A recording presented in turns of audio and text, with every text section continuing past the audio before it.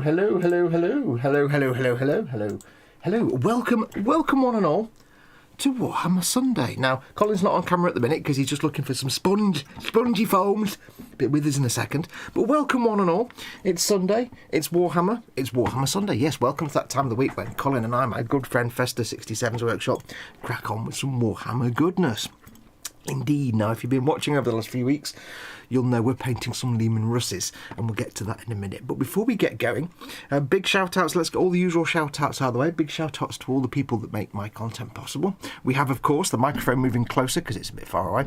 We have, of course, my channel sponsors, emodels.co.uk, your one-stop shop for all your model making needs, all of those needs. You need them. They've got the stuff that you need. So go to emodels.co.uk. There's a link in the description below the video. They have massive savings on everything, and they're lovely folks. Just don't, if you go there, if you live in Stoke and you can drop in because they have got a trade counter, just don't ask James to make a cup of tea because he's not very good. Tea and coffee, no. He doesn't make very good brews. Yes. But yes, emodels.co.uk. Go and check them out. Link in the description below. And of course, my channel patrons and channel members who support my channel each month.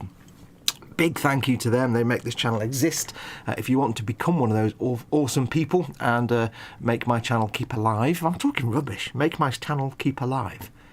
It's nonsense. If you want to help keep my channel alive and keep me making content, then you can go to patreon.com/modelmakingguru and become a patron, or you can press the join button under any of my content, and that'll let you become a channel member. You get loads of access to like premium stuff, exclusive stuff, and of course you get access to the 24/7 live Zoom hangout for patrons and channel members only.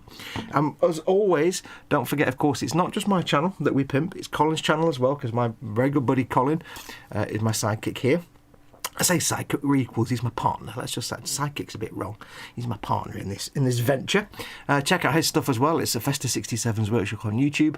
You can go to patreon.com/Festa67 to look after him, and you can press join under any of his videos as well. Become a channel member for his channel, and he has access to the 24/7 Zoom hangout as well. So there you go. So big thank you to all those people. We shall have a quick look at the chat and see who is in, and then we'll crack on. I say Colin's just searching for some foam because we didn't be doing some foam chipping today, so he's got to go and root through some cupboards. Hopefully he doesn't end up falling under a cupboard and then we'll never hear from him again. I still don't have H's number, so if anything goes wrong, I don't know. He's on his own. But yes, he should be back in a moment. But we have, first person I can see that was in chat was Lynn Dipple, so big hugs to you, Lynn, and Adam, the Raging Modeler. Hello all, I'm on holiday, have a nice time, bye now, I'm looking at dinosaurs. Oh, where are you? Where are you looking at dinosaurs? I want to go and see dinosaurs. Dinosaurs are the best thing ever. Let's have a look. We have Mark Shellard is in. Shellard, welcome to you, Shellard. Hang on, clear my throat as always. There we go. Fox's throat gives in after 2 minutes. I should actually rephrase that. It sounds wrong, doesn't it? We have Andy McLeish is in. It says Gloob. Adam is researching dinosaurs, says Andy McLeish. Best thing to do with dinosaurs is research them. You should know all about them. Our very good friend Marcus Brune is in. Hi, Fox and Colin and all Chatlanders. Big hugs to you, Marcus. Welcome. Lynn Dipple is saying hello to everybody. We have... I can hear returnings. Yeah, didn't find them. No idea where they are. Yeah. Well, you got a bit of It can't be far, can it? I mean, bloody hell. H has tidied them away, do you, in the bin? Might well have done. She's not literally, I had an A4 box full up with sponge inserts about the size of that. Yeah, I had that. I had loads of them. I chopped them all up. Yeah, maybe she looked at it and thought, this is just rubbish to go in the bin and threw it away. She doesn't come in here, mate. But you know, they're in here somewhere, but to be honest with you, yeah, I'm not going to kill myself looking for them today. CBA. Well, you said you got a little bit of sponge, so we can always brush paint them. It's not. Yeah. Anyway, welcome, my friend. Hello. I've done some Hello, pimping, mate. How are we all? For you. Apologies, I'm a bit late. I've been rummaging. Rummage. There you go. Let's put a bit of cool air on. Happy days. Get your air conditioning on. You fanny blowy. Fanny? No, don't say that came out wrong, didn't it? Yeah, fanny blowing. I don't even know where that came from. Let's see if I can get a better angle, because don't want to get told off for my camera angle, do we? I'm not going to tell you off your camera angle. No, I didn't mean you. Jeff Light says, hi, Fox, Colin, everyone in chat. Welcome, Jeff. I've got the tickly cough. Stefan Last is in. Good afternoon, everyone. As per usual, I remain mostly in the background while doing some Photoshoppy stuff. Oh, nice one. Excuse me. A tickly cough has kicked in. Lynn Dipple says the big 42-inch telly is 10 seconds behind the computer because you're probably on the YouTube app, which is garbage on the telly. Yeah. The YouTube app on TVs is not. It's fine. It's just it's not as live as your internet version. We have. Who else is coming in? I think that's everybody in chat so far. Joseph Kelly's in. Says hey ho all. Welcome, Joseph. Hello. Darren Edmonds. Welcome, Darren. Welcome to you. Hello, Darren. Go For It Painting is in. He was in your stream earlier. Welcome, Go For It. He was. Hello, mate. How you diddling? Thank you for subscriber-lating. It's very kind of you. Jacqueline Crochet says, hi, everyone. Hey, Jackie. Big hugs. Hello, Jackie. Big hugs. I think that's everyone. Chat just jumped 1 second. Oh, dear. There we go. Stefan Lass says, dinosaurs. I see what he did there. Because Adam's apparently away on holiday looking at dinosaurs at the moment. Oh, is he? Yeah. Lynn Dipple says, model making guru, how was lunch? Because if you watched Colin's stream earlier, I was going off to make Mama Fox her lunch. It wasn't my lunch, it was Mama Fox's lunch.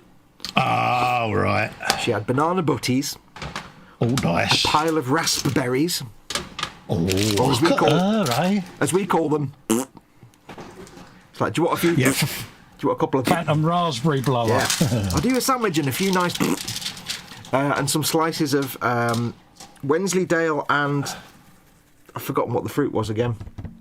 Not blueberry. Some kind of fruit in it. Wensleydale and some sort of fruit cheese slices with it as well, which is quite nice. I didn't have that though. Nice. Tyrone Key is in. Welcome, Tyrone. Tyrone has literally bought a Leman Russ this morning to build whilst watching the stream. Cool. Oh, there you go, mate. Yeah. Andy McLeish doesn't want to know if my fanny is a blowy. Probably for the best. Candygram is in. Jeff is in. Our Uncle Jeff. Yeah, our very own Carl Sagan. But the brain can do much more than this. I can't remember the quote. Oh, I've got to learn my quotes. You really are useless, I've got ain't a few stuck in my head and they overpower everything else. Hey, Jeff, he had one job, Jeff. One job. All he had. Consider again that dot. That's Earth. That's us. That's home. Everyone you ever knew, anyone you ever loved. Every saint and sinner, every dictator and tin pot autocrat, and so on and so on. There you go. He's good. I'm struggling with my cough at the minute. I do apologise. I'll mute my It's like microphone he's in a in the minute. room. It really is. There you go.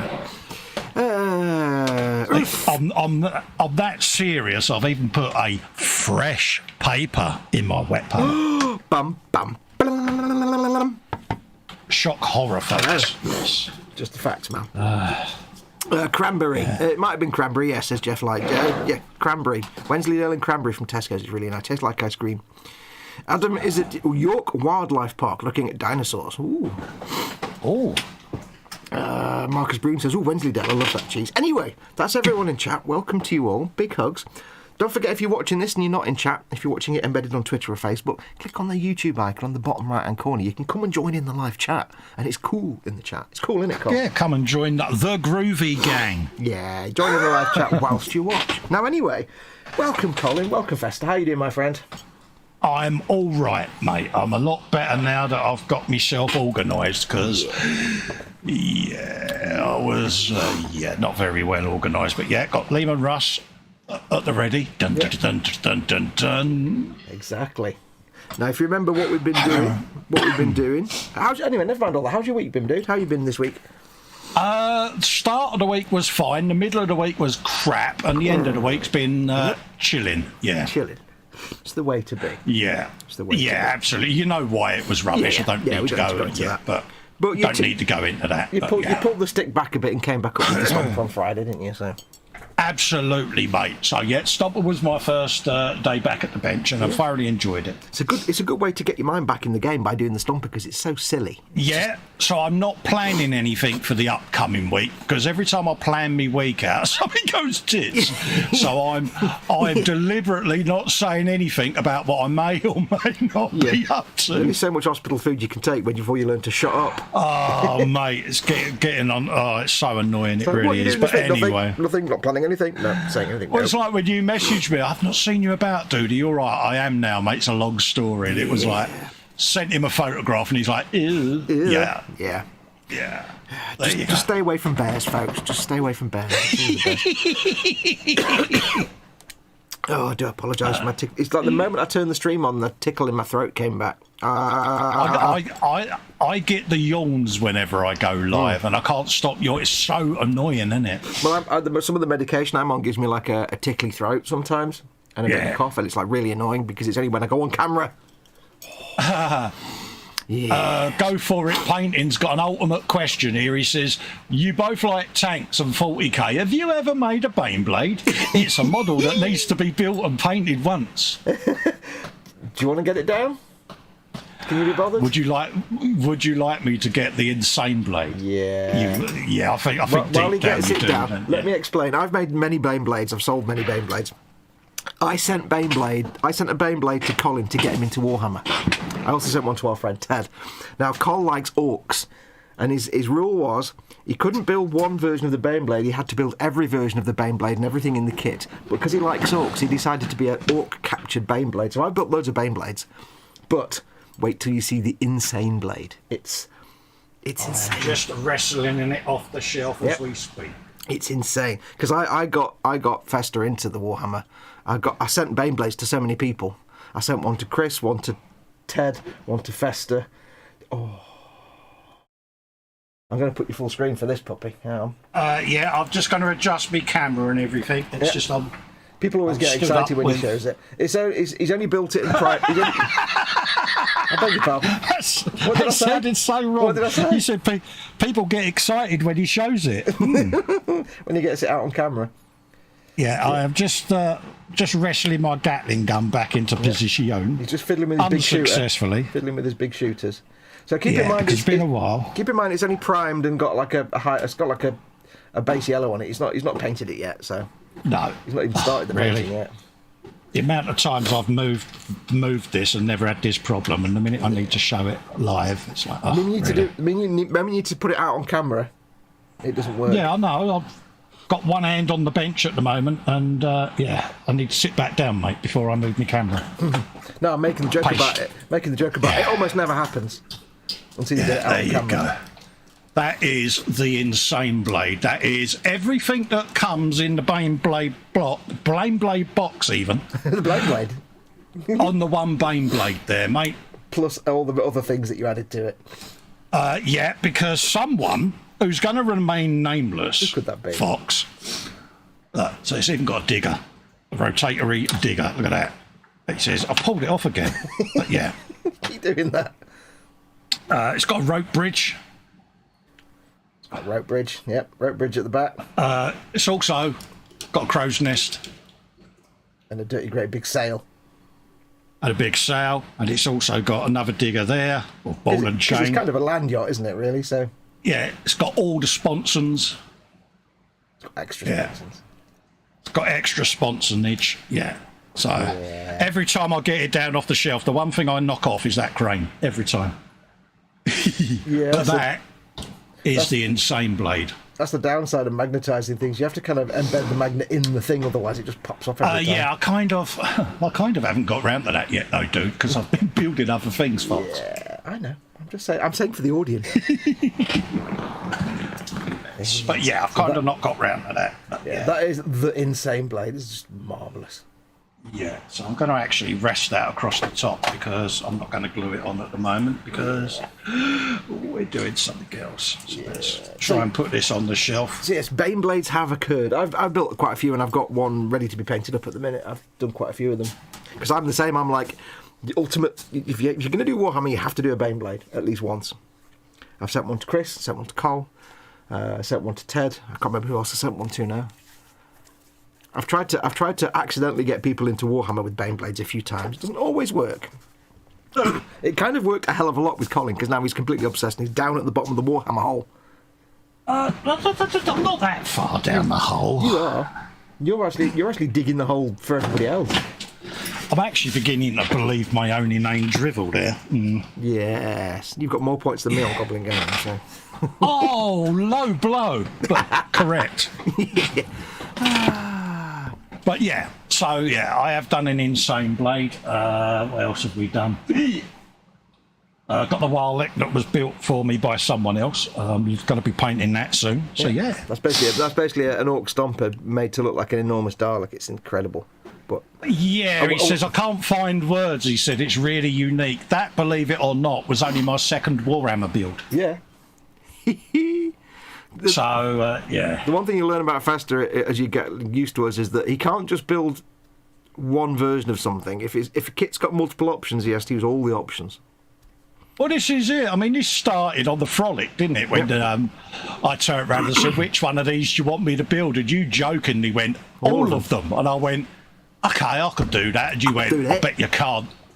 I was like, yeah, I'll get everything in this box on this Baneblade. And you was like, nah, that's not going to happen. It's like, I'm going to prove you wrong now. The thing is, I was going along the misapprehension that you hadn't at that point embraced orcs quite as much, because the thing you have to understand about Col, right, the thing about Festa is that orcs are his spirit animal. They are, aren't they? Yeah, I am half man, half orc. Well, actually, 90% orc. Yeah. And the other 10% is just grot. It's just me thinking I'm an orc. Yeah. That's why your nickname's Festa Kit Basher. Festa Kit Basher. Yeah, it's one of them things, isn't it? It enables my inner mad child to be released. Mm-hmm. Darren Edmonds is in. He says, I subscribed to Festa channel months ago. I just realised I've not been getting notifications. Just checked and it said it's not been subscribed. Is it me or is there a problem? YouTube, you might have just... Sometimes I get channels I'm subscribed to, I sort of fall out. Sometimes it just drops. I'm going through a stage at the moment. I'm having to resubscribe to channels that I've already subscribed to. Yeah, it happens sometimes. You know, I've had it with Fox's channel. It's like, I've been a subscriber of his for years, and then it goes, would you like to subscribe? And it's like, I already am. But at the end of the day, it's always YouTube's fault. So I think what they do is they get rid of what they think are bot accounts, and it just takes all the other accounts with it. I've had to resubscribe to about a dozen people this month alone that I'd already subscribed to. It kind of sweeps out a few good channels as well. Yeah, don't worry, mate. You know, it's not just you it's happening to. It's across the board, mate. Have you made a Baneblade? He says. Lynn Dipple's going, wait for it when you were getting it out, if you pardon the expression. Drumroll fanfare, says Jeff. Here you go for it. Well, it's like I bought an alt truck, didn't I? And I couldn't just build the alt truck. It had to be towing a catapult and a trailer full of orcs. And Oh, God, yeah. He says, I'm sorry, I'm new here, says go for it. Don't worry. Yeah. Don't worry. I built a WASBomb Dakajet that's now a WASBomb X-Wing. It's Muse is in. Welcome to you, Muse. Big hugs. I got 3 hugs. Muse. I got 3 hugs this time as well. You got 3 hugs and I got 3 hugs. Yeah, but I've not done my acknowledgement, have I? Oh, Muse, it's on its way, love. It's on its way, honestly. Which reminds me, I asked Mama Fox any message for Festa, and she said, yeah. She said, big hugs. And I said, is that it? And she went, and a kiss as well. Oh, bless. Yeah. She didn't want me getting carried away, did she? There you go. The lovely Marcy has joined us. Yeah. And I've had a snack, Muse, and I've got a nice, fresh, hot cup of tea. Yeah, so I've been good. Hot cup of tea. Oh, no. Yeah, right. So, if you've not seen one of these before, normally over a weekend, Colin and I are just building whatever Warhammer we've got available to hand, or painting, or whatever. But for the last few weeks, we've been doing an Educating Festa special. Now, what we're basically doing, we're both building a Leman Russ Punisher, and the specific purpose of this is that I'm going to rephrase that. I'm going to show Colin how I paint stuff.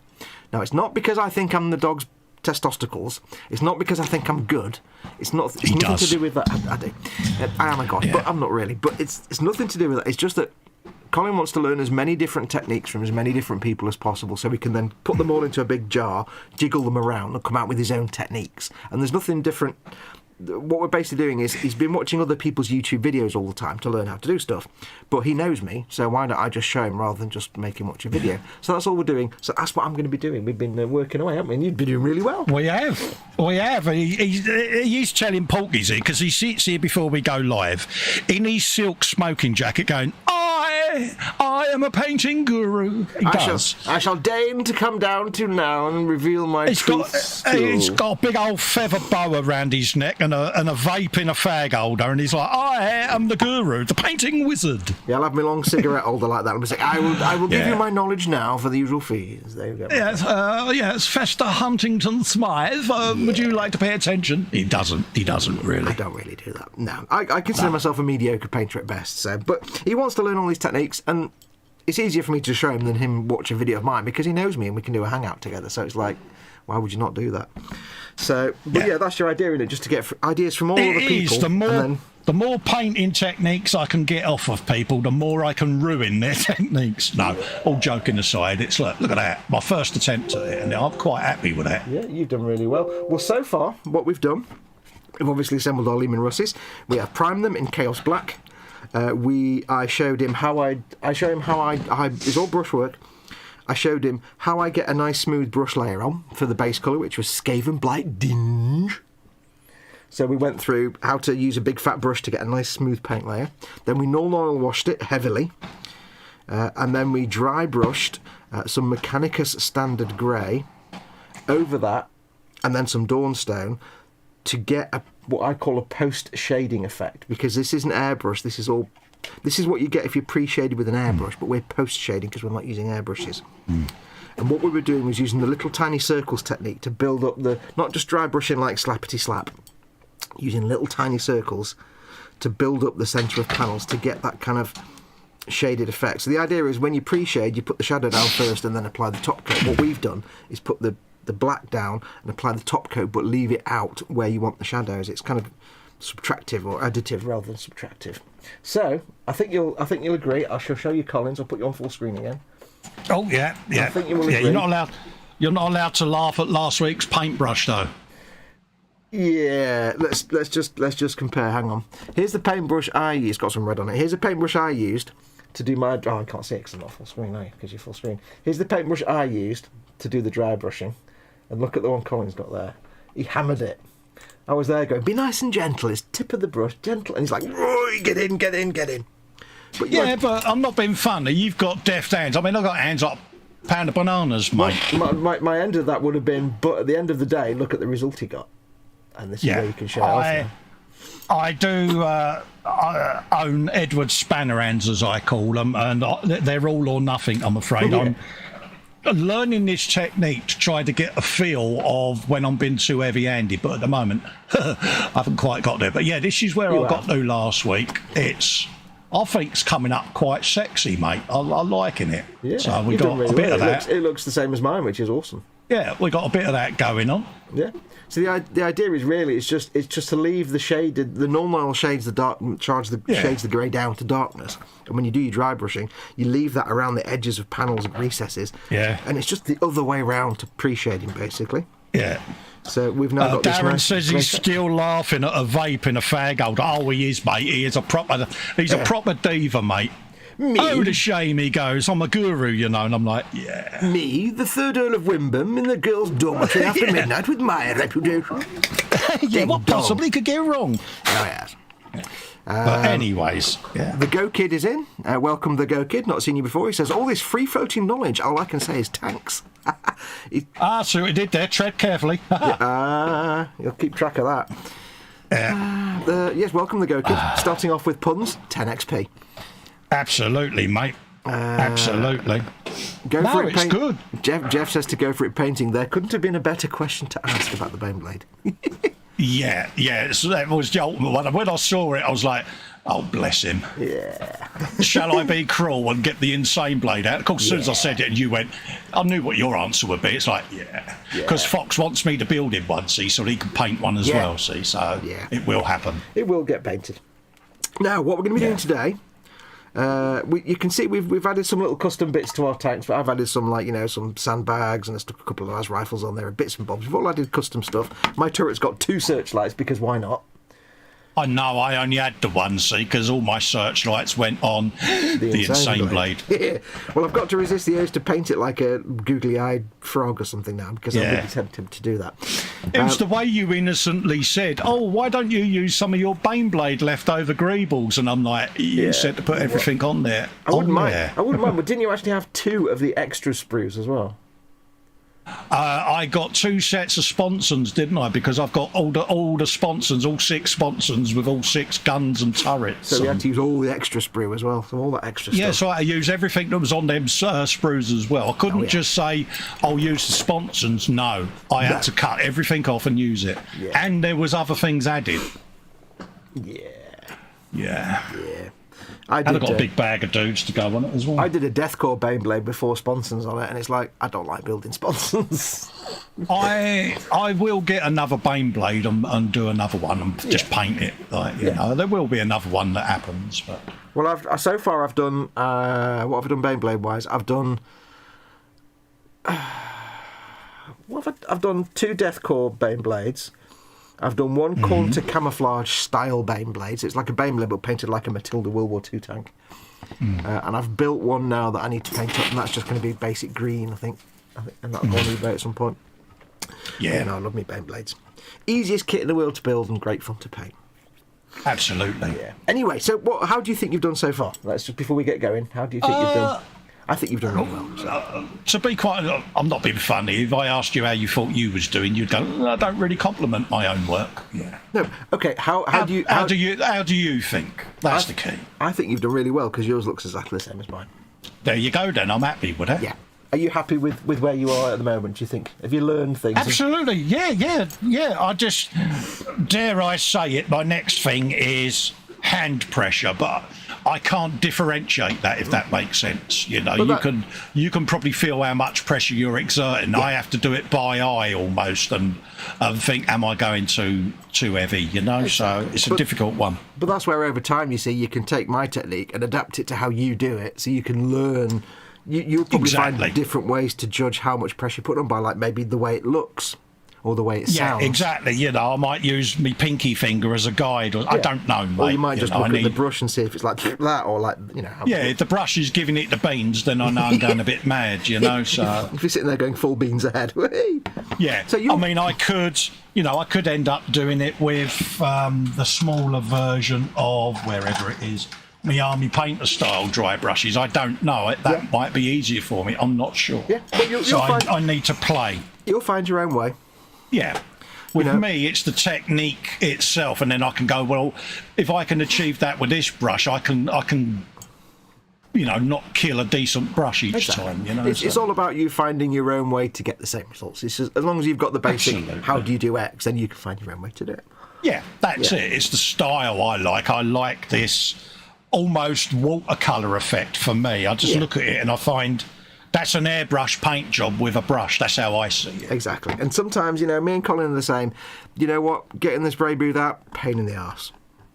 I would rather spend 4 times as long brush painting something than spend a quarter of the time airbrushing it. I mean, I'm lucky because I've only got to move the iPad out of the way because I've got a duct that pokes out the bench behind Bruce Willis.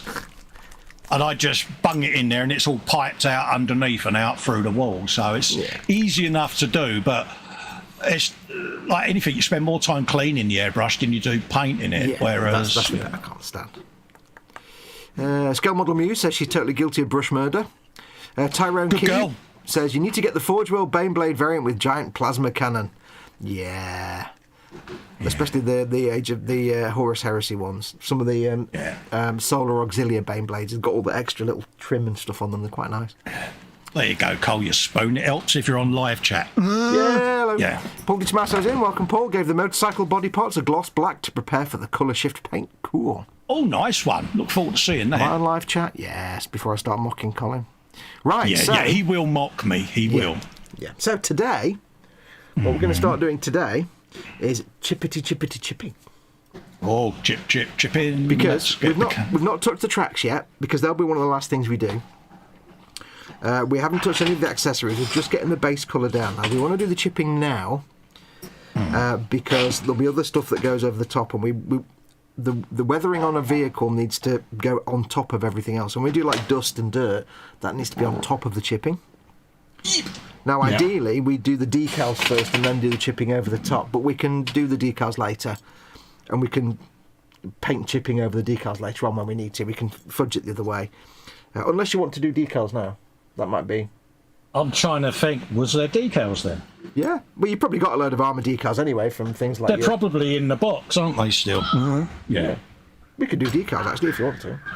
I don't honestly mind. I will need the earphone so I can get me Leman Russ box and locate my decals. Well, why don't we do the decals first then? Because especially if you've got the shaky shake hands today, it might be all right then, a mate. bit easier. I'm just going to mute for a minute. Okay. I myself have like 1 million packs of decals from Warhammer, tanky decals. So we shall put some decals on. I've got Baneblade decals as well, which I can use. So quick change. I'm going to very quickly, when Colin comes back, I will get some water in my decal tray. I will find my decal tray. My decal tray is here. Just built a Death Guard Lord of Virulence. Nasty looking dude. I've got a Mortarion that I need to paint. I promised Derek Gutowski about 3 years ago that I was going to paint my Mortarion because he had one and he wanted to see how I was going to paint it. And I promised him like 2.5, 3 years ago I was going to do it. And it's been sat there in green primer ever since. It's terrible. I know, I'm a bad man. But this is how these streams are going to work. We might change things up. But yeah, basically how it's going to work. When you're doing weathering on a vehicle or when you're planning your vehicle, you want to plan the order of painting to make it as easy as possible for yourself and also realistic. So in real life, a tank will be bare metal, then some kind of primer, then some kind of paint. Then that paint would chip away, but on top of that would then be your dirt and grime and dust and rust and things like that.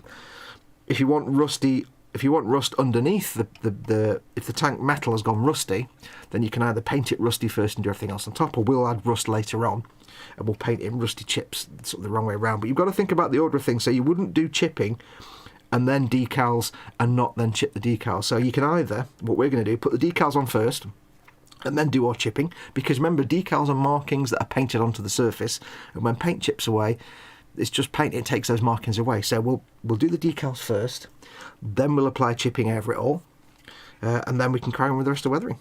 But if we'd done chipping first, then we would have had to go back after putting the decals on and hand painted some chips over the decals to make it look like the chips carry on across the markings, because you want to make the decals look like they're painted on, because in reality they're not actually stickers or decals, they're just painted onto the tank.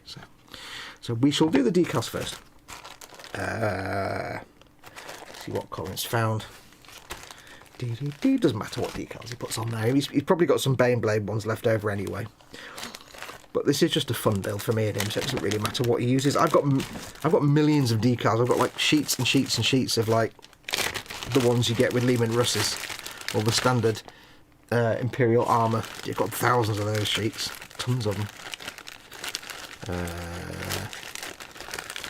You build Warhammer, you do end up with a lot of decals. Let's have a look what we've got Baneblade wise. As you can see, I've got a few sheets of Baneblade decals. Oh yeah. Let's have a look and see. Hello, he's got a bowl of the waters. When he comes back, I will go and fill my little tray with some water. See, I've got some white Aquilas on there, which would be quite nice for our grey tank. We'll see what decals he's got. Poor bugger. I've got him running around today looking for sponges, then looking for decals. I don't know. I do apologise, Colin. So yeah, so we're going to do the decals first, then we'll do the chipping over the top, and then once that's done, we haven't painted a stripe on the front yet. We will do that. I tend to do it later on, because I'll do all the bodywork first and get all the sponge chipping. Because if I'm chipping, say, light grey for this, what I'll tend to do, if we do sponge chipping for all the grey parts, and then later on we can paint the stripes on the front here, we're doing red and white stripes, and then we can brush paint the chips on that, because if we're sponging grey on here, we'll get them all over the red and white, so it won't really work. So we've not done the stripes yet. Oh, let's move that. I do apologise for getting you running around like a spoon. No, that's all right, mate. I don't mind. I don't mind. Right, I'm going to go and get some water in my little tray. Yeah, that's what I've just been and done, mate. I should be back in a second. Sorting out my big pile of decals so that I can find the right ones. Doesn't really matter, but one moment. Yeah, no worries, mate. You do what you got to do. Lynn Dipple says, be right back, I'm going to mow. No worries, mate. Bobbins has just built a Death Guard Lord of Virulence, is that? Nice one, mate. You've probably already read most of these, but yeah, I really hope that was his tap going. What have we got there? Yeah, that's tiny decal not tray. even. That's not even Warhammer decals, Cole. These are. I don't know what these are. Let's have a looky-loo. Various numbers and things. No worries, mate. I am looking at what decals we have got laying around. I mean, for this specific build, it doesn't really matter what you use because we're just doing it for fun. But if you want to use the specific ones, that's the standard Imperial Armour decal sheet. That one there, yeah. Yeah. Hello, Mama Fox. Yeah, you was right. I've got loads of decals. I've got all of them. Every time you get a kit, because you've bought millions of kits, you see. Yeah, I've got all because some of these I want to save out for the what's that thing we're building? Stomper. That's it. And you may have as well if you've still got the Baneblade sheets. I don't know if you've got any of those. You might not. I've got them ones. Yeah, the one with the yellow hazard stripes, that's your Imperial Armour. Yeah. The other ones are all orcs, you don't want those. Got that. That's orc. So I've got that. Don't know what that is. That's random stuff. They're black anyway, they won't show up on the tank, so. I'll have a look in the Baneblade box, mate. I've got that. You've got the Imperial one there. Got some of that. That's orc. That's your glyphs, that is. Orc. Orc. So that's the glyphs, yeah. Okay. I might well still have the Baneblade decals in the bottom of the box, which I've got just here, so I'll have a looky-loo, mate. I mean, I'm going to use maybe one of the white markings off the Baneblade, but other than that, you've got loads of stuff on that Imperial Armour sheet, and you can do whatever you want, just use whatever you fancy. No worries, mate. I'll just have a rummage and see what we've got. I know. The amount of times I put this box away. I was about to say all the lines that go around the turret are black and that's no use, but then I realised we've got the big Gatling gun, which you can't really put stripes around the turrets on that. Yeah, exactly. I just realised I've got so many dudes to make as well. Decals. How many actual Imperial Armour sheets have I got? Let's have a look. One. Have a quick looky, Lou. 1, 2, 3, 4, 5, 6. I've got some, and he says I'm down the hole. I've got 4 sheets of Cadian troop markings. Yeah. I've got loads of sheets of ultramarine rubbish that I don't want. I've got loads of sheets of Space Marines. I've got 2 sheets of Tau markings for some reason. I don't even know why I've got Tau markings. But I've got like, what did I say, 6? 1, 2, 3. I've got like 6 or 7 sheets of Imperial Armour. So I've got quite a lot going on there.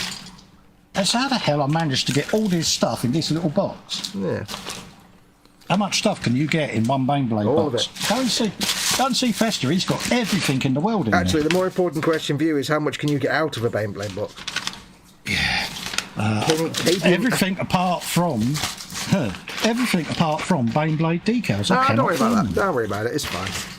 It's just extra things. You've got loads on that armour sheet anyway, so you'll be fine. Weird's that? You're weird. Oh, no, I am, mate. I fully accept my weirdness, mate. Mama Fox is trying to sneak off for snooze and she thinks I haven't noticed. She's not. Is she doing that? I'm a secret lemonade drinker walk. She isn't. Lemonade drinker. I said it'd be really good. So I'm going up to the stream. It'd be really great if you didn't go to a snooze. She went, can't promise that. Good girl. Yeah. she's got you wrapped round her little finger, exactly. Isn't she, really? She's like, yeah, that's what he thinks. I said, you just like it. You just like it when we do this. I do your streams because then you get a snooze for 3 hours. And she's like, I can never confirm you'll be honest. Now I know why I get issued huggages and kisses. Yeah. It's because I'm distracting you so she can go to the pit.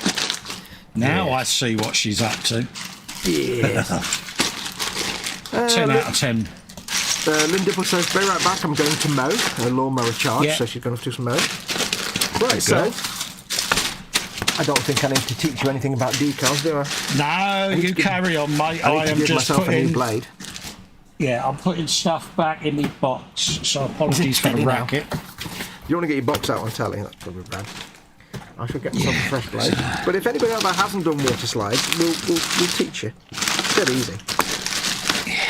I do find it utterly charming that Games Workshop refers to them as transfers, which hasn't been a name for water slide decals since about 1976. Yeah, bless them. I need my grippy pliers, don't I, for this? I honestly don't know what I did with my Baneblade set. How weird. The entire internet's How can I lose them? The entire internet's twitching now because that's all. I've got a blade in my hand. Hulk bomber, yeah. I wouldn't worry about it. No, it's just strange. It's frustrating now, isn't it? It is, knowing that I've got a big decal sheet that, yeah. It's probably in some other place that you put it where safe. It's probably with me sponges, mate. Yeah, with your phones. Unless I have attached it up here on my clipboard of clippiness, thinking I'm going to need them soon. Yeah, I could have done. Right, so if you've not done water slides before, Scale Model Muse says transfers are rubbed on, so they would be wrong. Yeah, I always call them water slide decals. Transfers to me are, when we were kids in the 70s, I don't know about in other countries, but in the UK, when we were kids in the 70s, we used to get these sets, these dry rub transfer sets, and it'd be like a piece of card with a scene drawn on it, like a whatever. I had one. It was basically like a warehouse, dockyard warehouse. Piece of card with this drawing of a dockyard warehouse, like a painting. And what you got was a sheet of dry rub transfers, and it was basically lots of gangsters and policemen. Yeah, I know the one. And what you do is you just, wherever you wanted them, you'd have them all, you dry rub them onto this background and make this picture of like gangsters fighting policemen. Yeah. And it was like, but you'd have different ones, like some of them are Marvel, but just remember these, like you dry rub the little figures off, and I can just see it in my mind now, a piece of sheet of plastic with the little dudes all over it. What used to make me laugh about them is they was all in the wrong perspective, weren't they? They were all like, and then you could get quite clever, because if you wanted somebody behind something, you'd have to like kind of rub the figure down halfway and then just stop and maybe pull it off quickly, and you'd get half a guy missing because you'd be behind something. Yeah. I always remember that. It's like, the road and everything's going in one direction, and the buildings and the characters are all... Yeah. Well, it'd be tidy if we gave you a car. Yeah, it was always 3 scale smaller than the figure that had to get in it. Then it'd be like watching flipping He-Man or something, where they animate the car by just having one drawing of the car and move it sideways, and it never makes sense. Could be worse. Yeah.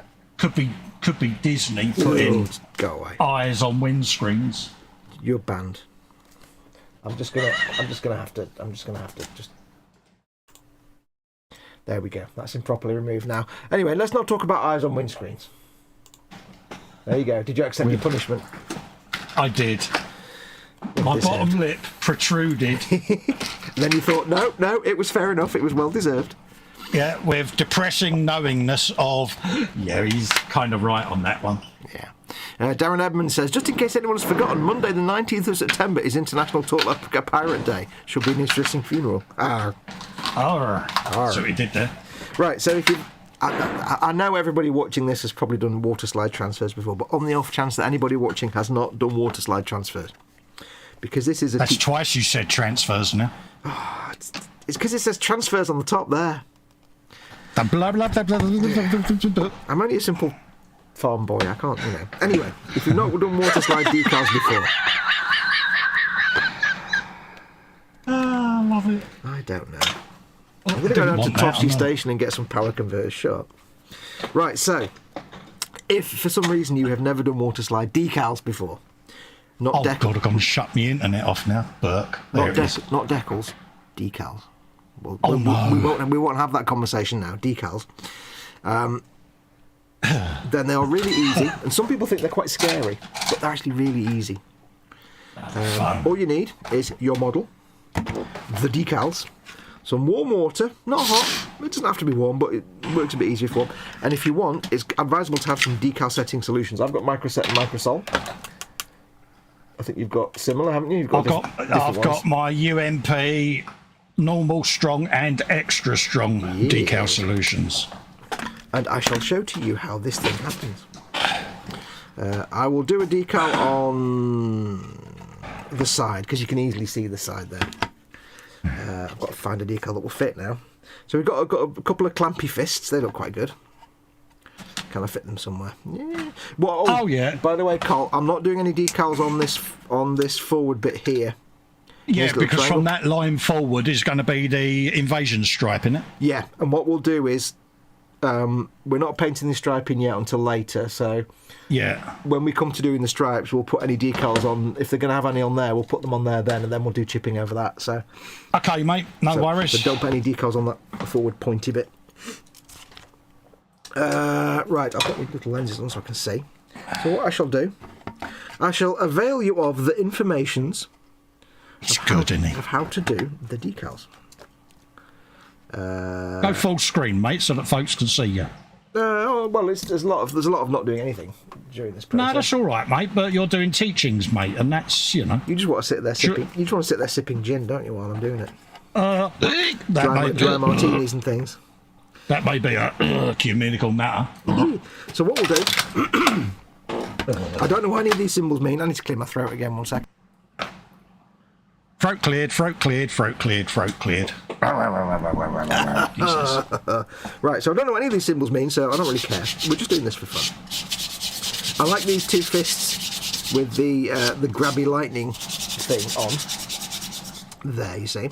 So what we'll do, we're going to stick these on to these little doors here, I think. Or we could put them on That'll the be spawn. why. What? That'll be why I cut the two wrong fists off them. Oh no, you Which do. ones you? No, you do. Which whatever- ones you going for, No, mate? you do whatever decals you want. I'm going to use these two.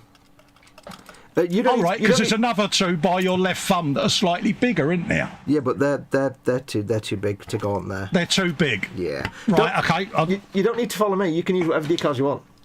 No, that's all right, mate. I'll just, Put your own interpretation because you've got different things in different places. So you might as well. Exactly. You just go for whatever decals tickle your fancy, buddy. I'll leave you to make your own fancy tickling decals. So, I really want to see their decals. So what you do, decals, dead easy. A lot of people get scared by decals because they think they're complicated and require a black belt in decalage. They don't. They're dead easy. Right. First of all, you want to cut your decals out. Sharp knife, fresh blade. Or you can use decal scissors if you want, or very small nail scissors. Now, the trick with decals is that some people say that you need to put a gloss coat down before you do decals. Now, I'm not going to have that debate here because I'm right and everybody's wrong. But no, I'm joking. I'm not going to have that debate here because you can if you want to, but you don't have to. A lot of people like to put a gloss coat down on the model first before decals because it gives them a nice smooth surface, and then when the decal goes down, you don't risk getting air trapped underneath it. However, if you've not been cack-handed and you've got a nice smooth paint surface anyway, and you've got good quality decals, like if you're using, say, for example, Games Workshop decals, or Revell decals are actually really, really good because they are made by, what's that company called? It makes good decals. Yeah, cartograph. Cartograph, yeah. If on the decal sheet it says Cartograph on it anywhere, you've got the best decals available. Yeah. So if you've got a Revell kit, they tend to be Cartograph, made by Cartograph. They're really good. Games Workshop and Bandai, those three companies make some of the best decals available. You don't need to varnish it. You can do, but it doesn't matter if you don't, because we're going to use decal setting solutions anyway. The idea is that if you've got a really rough paint surface, you probably want to put a gloss coat down to flatten it, just to smooth it, so you've got a nice smooth surface, but you don't have to. We're not going to, and I haven't put a gloss coat on a model for a decal in about 3 years. And it's never gone wrong, because it's all about what you do after you put the decal on. So, we have our two decals here, you'll see, like that, you'll see. We're going to put them back. I need some tweezers. I need some more tweezers. He's good, isn't he? Now, I'm going to do something here that people are going to shout about, but I don't care because they're at the end of the internet and they can't hurt me. But here we go. Right, so. You wait till they see me do it. Yeah, well, yeah. Decide where you want to put your doodly decals. I'm going to put them on this door here and this door here. Like that. So, all you do, take your decal, stick it in the water. All the ducks are swimming in the water. So we've got that in there. Now, depending on the temperature of your water and the quality of the decals, it might take 5 seconds or it might take 2 minutes for them to start moving. Get them out of the water. You can leave them in there for a bit if you want, but you can get them straight out again. I know it'll be hard to see because it's on tissue. In fact, I won't put it on tissue at all. I'll put it on the bench. Put it on the bench there. Get yourself a brush, just an old brush. Soft old brush, like Colin. And just start gently pushing them. They've got enough water on there, they'll be damp. If you want to, you can put some water on them. But you'll see after a few seconds or a minute or so, they'll start to move around on the paper. Basically, these are printed onto the paper and they've got a film over them. And the film goes just over the edge of each decal, and when you put water on it, it separates the decal from the backing paper. And that's how this works. So what we can do now, they were moving. So all we're going to do is we're going to get our decals. And I'm going to do this with tweezers because I know what I'm doing. I've been doing this for 40 years. But if you're not sure, you can use a brush. All you want to do, get a bit of water where you want to put the decal. Put a bit of water so it's a bit damp. You can use your finger if you want and slide that decal off like that.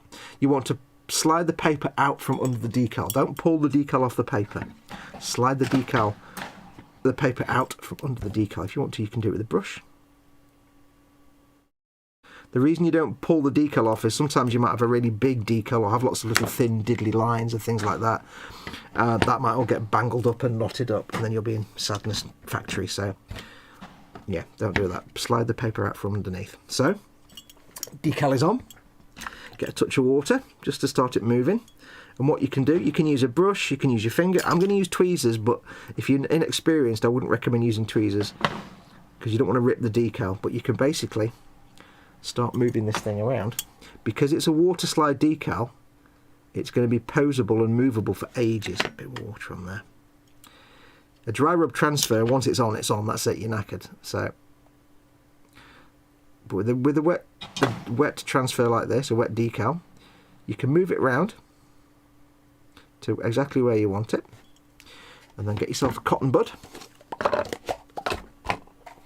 Q-tip to our colonial cousins, get it where you're happy with it, and then soak up the excess water. You probably have to jiggle it around a little bit, like that, and then when you're happy with it, you get the cotton bud and you squish it down, and what you want to do is squish it down and then roll the cotton bud like that between your fingers, because you want to be squishing out all the water from underneath the decal. So very gently push down and roll like that. Do it both ways. You can do it top to bottom, bottom to top.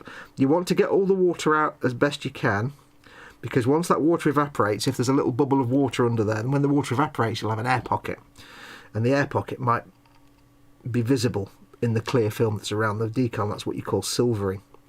So you ever see a decal where you've got this like silver outline around it? That's silvering, because that's the clear film. You've got the image printed and there's a clear film. Now, Games Workshop decals are great because the clear film, I don't know if you'll see on camera, let's have a look. The clear film around the decal is minimal. You can see there's like the clear halo around the printed bit. That's the clear film. It's minimal. Some companies will have loads of clear film and it's a pain in the bum. But these are great. Now, this one's been on there for a little while, so it probably won't move. So if I get some water on it, I can jiggle it around. You like a bit of jigglage. I'm like electrons. I like to jiggle. Me and Richard Feynman, it's all about jiggling electrons. And like I say, you've got the advantage. You can move them around. You can try and get them looking about the same. But this is the beauty of water slide decals. You've got the option to move them around as much as you want. Again, get your cotton bud. Yeah, Retro's the same as us. He's got 1 and 2 written on his microset and so. Yeah. Pardon me. Now, I'm going to show you the way I use microset and sol. Different people do it different ways, but this is the way I found works for me. So you've got the decal on there. Make sure you've squeezed out all the water in the world.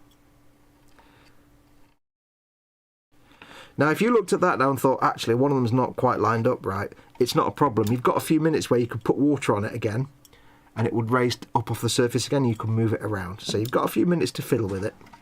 And then you can adjust the decal as well if you want to. Let's see what I did there. Didn't even get a titter. Didn't even get a giggle. God damn it. Titter, titter, titter. There you go, that's better. Right, so we've got the decals on. You could just leave it there, but as you'll see, there is some slight degree of silvering, which will be obvious even when you've weathered it and painted it. You might still see that. And the other thing is, of course, this decal is very delicate, and if I start painting and weathering over this, there's a chance I might destroy the decal or rip it up, or the paint, if I do any washes, they might get underneath and pull the decal off. So you want to basically lock it in place a bit, but also make it look like it's painted onto the surface.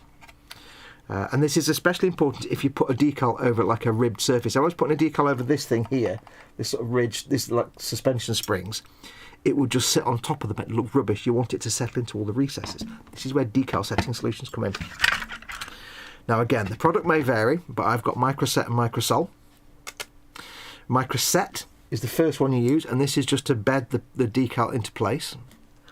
And all you do is, I haven't got a holder for Microset, and so I'll have to Would you like me to print you one, mate? I thought I had one. But I clearly haven't. I will happily print you. What do you want? A twin? Yeah, please. I've got a holder, Yeah, but it's no got worries. me glues on the end of it, so I'll have that in shot. No, I'll print you a double, mate. Ah, you're a star. I'll send you some cash monies. Let me know. Oh, don't be bloody daft. I'm being daft. Shut up. So we're going to use the micro set first. This is the way I do it. Some people put fluid down first, but I don't. So there's the decal. We get some micro set.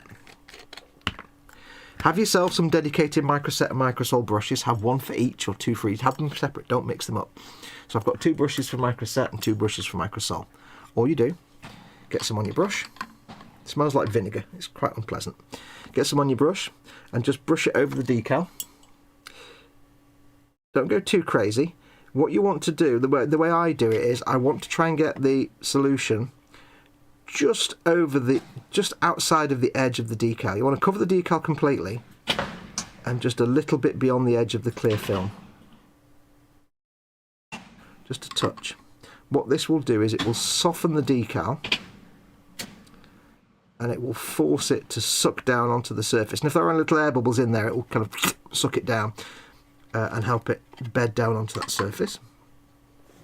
Now the reason you just don't want to go willy-nilly and cover the whole area with setting solution, especially if you've used a gloss varnish, is that some of these solutions can actually eat away at acrylic gloss varnishes a little bit if you put too much on. So for example, if you've used, say, Pledge Floor Care Finish Multi-Surface Wax 2 times more shine, or whatever it is, Clear Future, and you slap this stuff all over it, it can eat away at that gloss finish.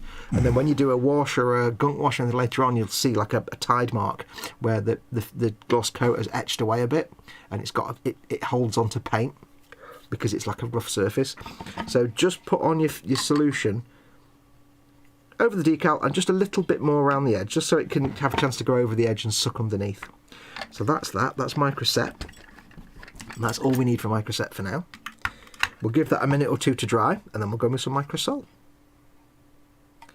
So, and that, although I've got to do some Microsol in a minute, that is about as far as it goes with decals. If I was putting a decal on this area here, or if I wanted a decal to go across that recess line there with rivets on it, I'd have to do a lot more, because you can get decals to suck into those recesses. And the next step is to use the Microsol, and that's where that will come in handy. But I'll do that in a minute. I'll come off full screen for a minute while I'm not doing that. How you getting on with yours, buddy? All right, mate. I tend to use normal, strong and extra strong UMP. And an example of that best explains my knowledge of decals is that's a decal wrap.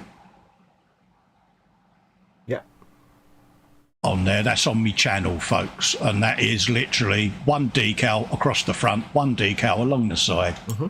And I do like a bit of decaling. You might have noticed. I mean, if you imagine you've got a surface like that with an edge, and you want to put a decal over it, if you just put a decal over that, it's going to maybe bend a little bit, but it's not going to really suck down. The setting solutions allow the decal to suck down to the surface as much as possible. Yeah. And that way, once you've done lots and lots of coats of them, it can look like it's painted on. Again, on a flat surface like this, we don't need a lot more than that. We'll do 1 coat of Microsol. Yeah. But if I was putting it over that panel line there, or some rivets, I'd do lots and lots of coats of microsol, which we'll see in a minute. Another good thing to get hold of, I use Fran Wilson nail teas. And they're basically tapered cotton buds. And they are absolutely brilliant. Yeah, they are quite good. I must get some of those. So we're not finished with those two yet, but I'll do some more decals while we're waiting. So I've had to stick mine behind and in front of the door, because on my doors, I have a big handle in the middle. Big handle. You can put I've done it in such a way, if you grab that handle, you're going to get an electric shock, mate. Warning, this door contains electricals. Yeah, you're going to get zappy of zappedness. Yeah. Now, as for all the rest of the decals, it's over to you. You can make up whatever you want. Exactly. I'm leave it to you to decide what you want to put where. I've got some Beyblade decals I might stick on mine as well, so... Yeah, I am just... I want to use this big hazard stripe thing, but I don't know where I put it. Yeah, it's got that look about it, innit? I think it's supposed to go around a turret or something, but we haven't got that option, have we? No, ideally would love to wrap it round the Gatling gun, but the tubes, I kind of want that to look like the Gatling gun tubes. Yeah, you know, so. Just say tubes again. I like the word tubes. Tubes. I know where I'm going to put. Tubes. I know where it could go. What, the hazard straps? Why don't we put it there on the front panel and then fold it underneath? Ooh, could be good. In the absence of it, you mean in the absence of a snowplow blade type thing? Yeah. Okay. Let's have a go with that. That's what I'm thinking. Unfortunately, all the barrel stripes and kill count stripes are all black, which is a bit of a pain in the bum. Yeah. You could, of course, paint on markings. Don't forget, of course, when it comes to markings on things like this, you can, of course, freehand them if you want to. If you look at any military vehicle, a lot of things are actually... I've stuck that on the front there, though. Are you putting yours there or there? No, mine's just going right round the front because I didn't bother sticking anything winged to the front of it. I put that on the front. Fudge. That's not to worry. Fudge, tack it on. Unless you slap it on its Harris. No. Mind you, you've got the toe hook on there, haven't you? Yeah, I've got the toe hook and all the bits and bobs. Oh, fudge. Yeah, I didn't bother putting that on there. I stuck mine on the back because I cheated, so I stuck it down there. I've got hooks all over. Mine's made of hooks. Yeah. La. Didn't you put a Aquila type thing on it somewhere, though? I'm sure you did. Yeah, it's on its arse. It's on the back end of the turret, isn't it? There. Oh, yeah, there we go. That's right. Just there. Yeah. Oops, steady now. You can have a spider pig, folks. Spider pig! We'll tell you what I could do. I could put it on the front, but then I could use all my setting solutions to make it bed around these two raised parts. There you go. It would be an immense pain in the butt cheeks, but it would be worth showing it. I might have to do a little bit of cutty with the knife blade. Yeah. So before I do that... you could pop that off and put the decal on and then glue that other thing back on. No, I don't want to take something off when it's on. I used all the glue in the world. It's never going to go back on. Oh, did you? Oh, you got a bit carried away, did you? Yeah, I make sure things are glued on forever. Okay, well, before I do that big one then, we did these two side ones. When you've put your micro set on, you just need to give it a few minutes so it looks dry, like all the liquid's faded away. Only a few minutes, and then you can go with microsol, which is the red one, if you're using the micro set and microsol. And all you do here is get the right brush, and it's exactly the same. Go over it exactly the same way, just over the decal and around the edge of it. Now this one works, this one smells quite nice and it works a little differently. The first micro set is quite aggressive and it helps the decal suck down initially to the whatever surface it's on, gets rid of any air bubbles. Or does its best to get rid of them.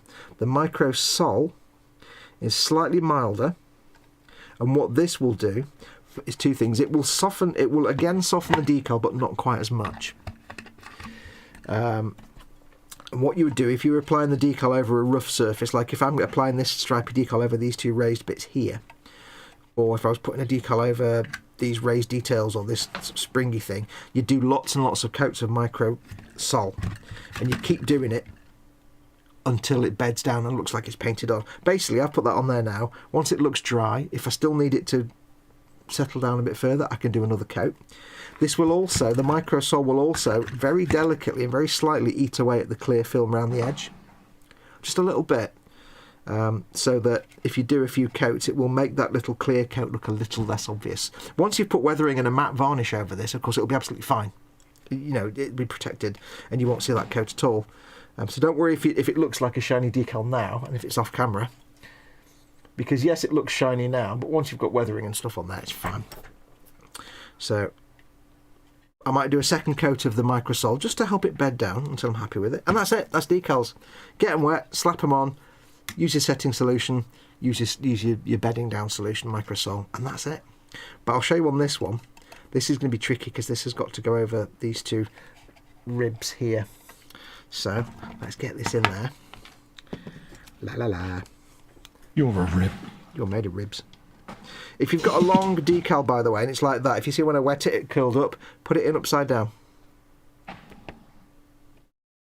Long, thin decals tend to curl up, so put them in upside down if you can.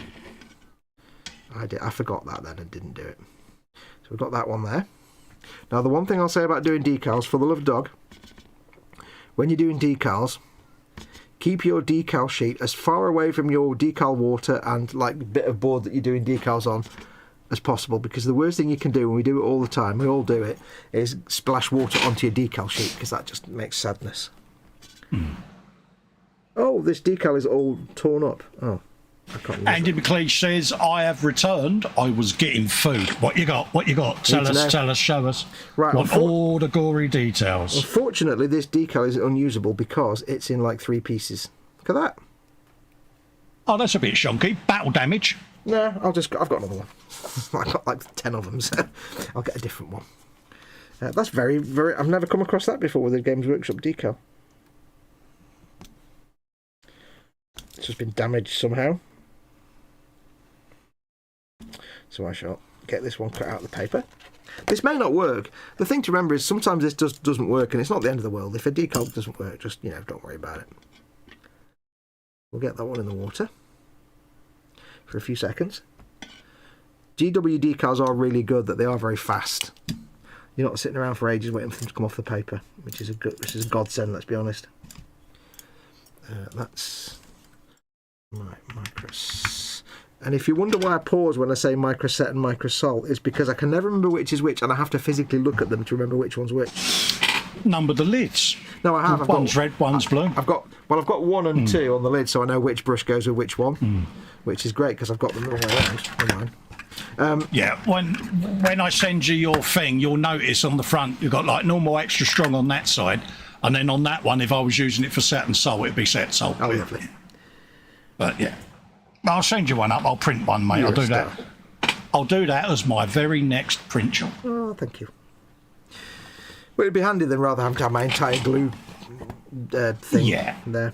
But the thing I have to do is every time, if you ever hear me say, and now I'm going to apply the Micro Sol, it's because I've had to physically look at them to remember which one I'm using. Yeah, remember which one's which. Because I can never remember which is which. It is quite confusing as well when you first get to use Microset and Microsol, because if you read the descriptions on them, you don't really understand what the difference is between them, because they both just say it's a solution for your decals and it's awesome. It took me a long time and investigations to figure out what they actually do. That the blue one is the setting solution, it's stronger and it just helps it bed down. The red one is milder and does more things. Now if you see here, you see? I'm trying to get this decal down onto this surface, and I've got to contend with the angle. Of the dangle. It's ripped again. Angle, and also these two like ridged ribs. So what I'm going to do is I'm going to get my cotton bud. It's in about the right place. You can move it with your thumb if you need to. I'm going to squash down this face of it. Make sure it's lined up. It's quite tricky. No guarantee any of this will work. Is it going to end in tears? It might do. Unless I've used no more tears decal solution. I see what you did there. See what I did there.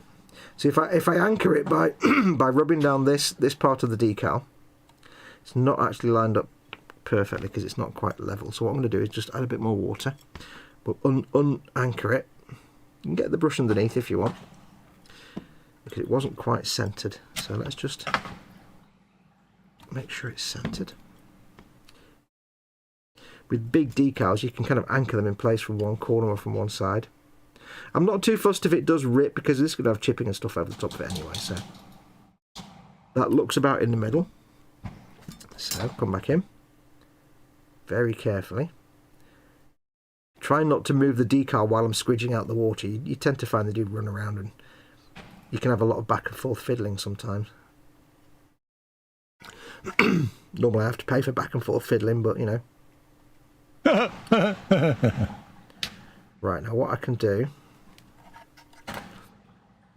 is try and figure out how I'm actually going to make this happen. I can still move it a little bit, which is good.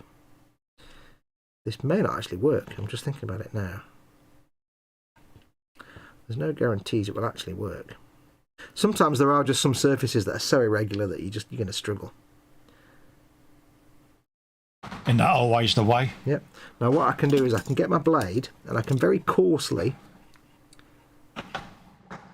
push it along that edge. Now it's still wet decal, so it's not going to be very cooperative, but I can very gently just push the blade down, and the decal's actually breaking up into little bits. It's not a very good decal for this, but this is going to have lots of chipping and stuff on it anyway, so it's not the end of the world if it, like that, you see that just falls apart. Paul says, did I manage to print any of the files he sent me? I haven't yet, mate. Purely and simply, I had a lot of plans this week, but I had to quickly go back into hospital for a day. So everything got pushed back again. So I'm going to be printing some stuff for Foxx on the filament printer. So I shall print him a set on the resin and send it all up at once, mate. Ooh. I haven't forgotten, but it's just real life got in the way this week, mate. Apologies. So I've pushed it down. Now, as you see, a bit of it broke off, and this is kind of ripped and torn in the wrong place. And this does happen sometimes. This is, for some reason, quite a delicate decal. I'm not quite sure why. And if this was like a pristine thing where I wanted it to look nice and clean, that would be a fail. I've taken the decal off and start again with a new decal. But because this is going to be weathered and it's supposed to be like ripped and torn, and I'm going to have lots of paint chipping and dirt and dust, I'm not really fussed. So that bit's just come off there, so never mind. So that didn't exactly go according to plan. Yeah. It doesn't always.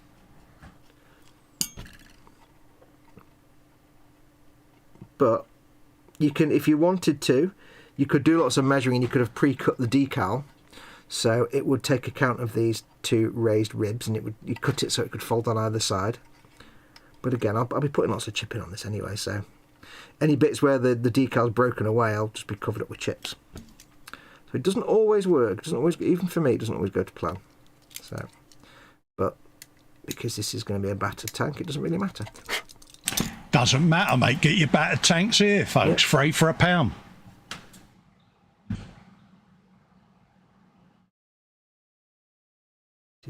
And what you can do is, if you do need to do anything like, for example, if you wanted to actually have those two ribs exposed, or if there was a detail in the middle here that you didn't want the decal on, you can trim the decals and cut them about, but you have to let it dry for a while. And then you can cut bits out. Oh, hello. It's all right, don't worry. What did you drop? That's just me dropping my tank, mate. You carry on. Oh, God. Yeah, I know. I'm clumsy. Is it all right? Yeah, it's fine, mate. As you know, I'm Captain Dropping Things today. Captain Dropularity. Oh, it does my head in, mate. Yeah, carry on. You was teachings. I forgot what I was saying now. Yeah, if you wanted to... Like, there's a bit here where that decal's kind of stuck up above that little rib there. It looks a bit rough and ready. So all you need to do, if you're going to trim a decal, just don't cut it, just push down with the blade. Nice clean blade. Push down. Yeah. Snip. There you go. Now, it looks crap. Pardon me. But once I've got chipping and stuff on it, it'll just blend away as a chip. So that didn't quite go according to plan, but because it's a tank and it looks like rough anyway, I'm more than happy with that. We don't make mistakes. We have happy little accidents. Yeah. I mean, see, for some reason this specific decal is just falling apart as I brush over it gently. Yeah, my stripy one started to try that. Yeah. And it was like, yeah, you will comply. So you see that there, it's got a little chip came out. That's fine. I'll just make that into a paint chip later on. I need to move the camera because it's been moved away from the centre point, hasn't it? So So yeah, so not perfect, but it's going to be covered up. If I was doing a pristine model that didn't have weathering on it, then that would be taken off and destroyed because it's garbage. So, yeah, but we're going with the microset. But ideally, what you would do is the decal would have gone over those two ridges and kind of been like a tent over a frame. Yeah. And all you would then do is you go with your micro set, like I'm about to do now. Micro set to bed it down, and then once that's dried, you go with lots and lots and lots of coats of micro sol, and that would then make it conform to that little bit where the rib is, and eventually it would just settle down so much that it would actually just conform to that ribbed area, and it would look like it was painted over the ribs, and you wouldn't know it was a decal stuck on. Yeah. Hi Josh, by the way. Josh is in Rise Down Designs. Hey Josh. Welcome. So yeah, that didn't exactly go brilliantly, that decal, but it's fine. It'll come out good in the end. Nothing wrong with that, mate. Yep.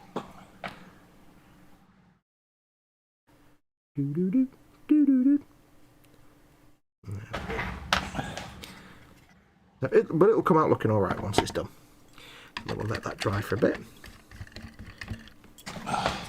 When you have decals over things like rivets and things like that, just put the decal over the rivet and there'll be a big tent where the decal sticks over the rivet. Just keep doing your coats of microsol, one after the other, over and over and over. Eventually it's just sucked down. If it doesn't, you can just prick the decal with a pin to make a little hole at the top of the rivet, and then keep doing the microsol. It'll make it suck down and you'll have a rivet sticking out at the end then. You can always paint over the bit if it's stuck out. We'll let that dry. Are you winning? Yeah, I'm getting there, mate. Yeah, lovely. What decals have you got on so far? Can you just give us a minute, because I've just put some decal solution down, yeah, no, mate. you don't have to show me. I can't see anyway, so just ask him. Yeah, just a couple of skulls and some flashes, mate. Yeah, skulls are always the right answer. But yeah, I'd literally just put decal solution on when you asked me that. Yeah, no, I don't need you to show me because. But yeah. Oh, one other thing, of course, when you're doing decal setting solutions, you'll see there it's suddenly gone a little bit bubbly. Don't panic if your decal starts going all wrinkly and crinkly. It's supposed to. It will make the decal expand and then contract as it settles down. So it might go all wrinkly and crumble. Do not touch it. Just don't touch it. Let it do its job. What the decals? Oh, I'm not sorry, says Mandy McLeish. Is it better to use room temperature water or lukewarm to warm water? Just use warm water. You can use cold water if you want. It's just it takes longer for it to separate out. Yeah, I even have a decal water heater. It's a little disc that runs off of a USB. Yeah. And it keeps the water warm, but it was one of them other things that I've got that I couldn't find this morning. Yeah, I know. Yeah, if you look at that decal there, it's got a kind of lump and bubble here now. Little bulb where it goes over that corner. That's fine, it'll settle down. It's settled down there by actually cracking. That's a really crappy decal. I don't quite understand that. Yeah, mine was the same. It's adds to the patina of the team. I like that. Good, isn't it? I like that. Get 10 points for that, mate. That's bonus XP, that, isn't it? Eh? Just bonus something. Hey, you're going to use that now, aren't you? You're going to go, yes, I'm going for the desired patina. And I'm going to give mine a big blue and white C on the front. Oh, are you now? Yeah, and I'm also going to use one of the little square. You get like on tanks, you get little squad markings. I'm going to give it a yellow triangle. Oh, you good. I don't know if it's just me, but do these symbols here, anybody else, does it make you think of the adventure game? I don't know what the adventure game is, mate. Then it won't remind you of it. Anybody that remembers the adventure game, the currency they used to have called drachmas, does it remind you of them? The adventure game. Now, bearing in mind, this is the bloke who's got to be educated in the world of gaming, mate. You know what I'm saying? Yeah, you'll learn. Yeah, it's going to be a long, lengthy process. Yeah, but you know what? It'll be absolutely worth it. Yeah. And if Jeff is in, Candygram for Mongo, I haven't forgotten about Grim Fandango, mate. It's just real life kind of got in my way again. Mm-hmm. But it will happen. When you run a YouTube channel, people work to your schedule. Yeah, I know. But yeah. Okay, so we do these now. We're gonna dual wheel we're gonna two decals at once. I know that's what I'm doing. I've got a pair of skulls going on, mate, because, yeah. I've got a nice pair of skulls. Right, Festa, very important question. What's in the belly? Yep. What's on the bench? Yep. And what is your beverage of choice? Was that the question? That was the question. Oh, we're good, aren't we? I know. Well, I was actually going to say what's going to be your belly tonight, but there's the question I was asking for. So, Sunday roast today is roast pork. Mate. Pork. Do you like a nice bit of pork? Do you? Like a good porking. No, that's wrong. Handed it to you on a plate and you ate all of it. Oh, you rotter. No, if you can just go and press some buttons and film it, it's sweet, basically. Oh, no, yeah. There's me thinking, yeah, actually, I might go and do that because I am home alone. Oh, wait, are you again? She's not watching the cricket again, is she? Oh no, she's round me boys, mate, the youngest boy. Okay. Yeah, she's popped over to see Cal. She's either very, very trusting or well, I was going to say she's very stupid, but she's not very stupid because she tells you... No, she may have left a 28-year-old supervisor upstairs. Ah, okay. Ah, we go. But, yeah, where Helen's concerned, I'm home alone, but, yeah. There is another pair of eyes that will distinctively knows the sound of the hinge on this door. So if I go for any form of lurking, it'll be, Dad did leave the man cave at some point. The sound of the hinge on that door or on any of the appliances in the kitchen. Yeah. So, yeah. What can I put on there? I want to put something on there, but I don't know what. Let your imagination run wild, my friend. Oh, yeah, you know what happens then, don't you? Yeah, you'll have like a log flume on it or something. Yeah. I'm going to put this It's a one up shame there. they didn't do that Armageddon right in white. That would have looked well good on the tank. Where's Armageddon? Oh, yeah, I see what you mean. Yeah, no. Yeah, that's a bit lame, innit? Yeah, Armageddon out of here. I see what you did. It's on all the Italian. good, isn't It's on it? all the Italian tanks. You get it? It's Italian. It's Start the car. too soon for World War II jokes. I don't know. No, it's never too soon, mate. La, la, la, I'm la, waiting. la, la, la.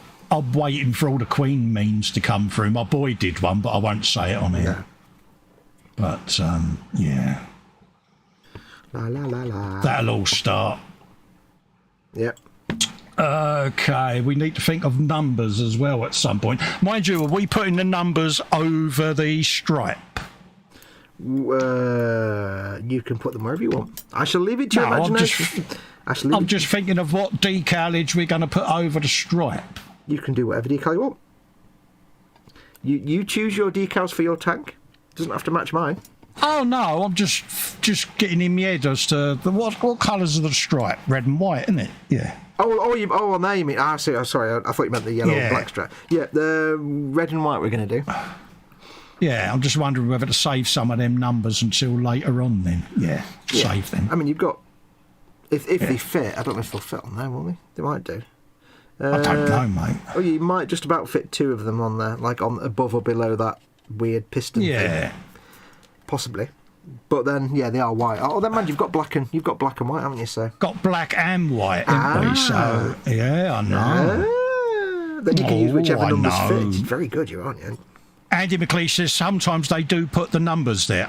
Good shout, Andy. That's handy to know then. Andy. Yeah, you know what I mean. Andy to know. Andy. I'll save them until then. Yeah. Well, I was saying before when you were rummaging around for things, I was explaining that the reason we're not doing decals on there, or the reason we're not painting those striped areas just yet, is because when we do all the sponge chipping on the grey, if we've painted the red and white, we'll end up with a load of light grey chips on the red and white bits, which won't make any sense. So Yeah, it's going to look a bit. yeah, because the red and white bits will have white and pink chips on them. So we'll manually brush paint chips on the stripes, but we'll sponge chip everywhere else. Now, you see me, I've put a coat of microset on there. I'm going to do a coat of microsol now. And I'm going to do that with all the wrong brushes. I'm just using all the wrong brushes today. Oh, you're good, you are. What you can do when you're doing lots of decals is, just as you do each decal, just kind of keep going back round along all the decals and catch up with... That's not even the right brush. Catch up with the sol and set. So, for example, I'm going to go back over these first two and give it a second coat of microsol. again, don't worry that they look shiny and that they stand out from the background colour, because weathering will sort all that. No, you'll have shiny, happy decals. Yeah, I can do my first coat of... I'm acknowledging that. I can do my first coat of microsol on the hazard stripes. It's so unfair. I did know, I acknowledged it. I'm going to tell my mum. Acknowledged. And this will hopefully start bedding this bit of decal down where it was blobbing up and bubbling up over that. But I'll also gently massage it with the brush as well. Just to make it conform to that corner. But very gently. And it's when you start doing coats of this, you might start seeing, especially on rough surface, you'll start seeing it going all crinkly and like bobbly. Don't panic. Don't panic. Yeah. Yeah, that's the temptation, folks. Yeah, to fiddle with it. Just don't. Yeah. I mean, when I did my transit van and the bubble car, you've got to let it wrinkle up and just accept it, because if you go in and fettle, it'll end in tears. Yeah. Now, I didn't put any on these two because I've only just put them on and they've still got micro set on them. Yeah, so I mean, if you...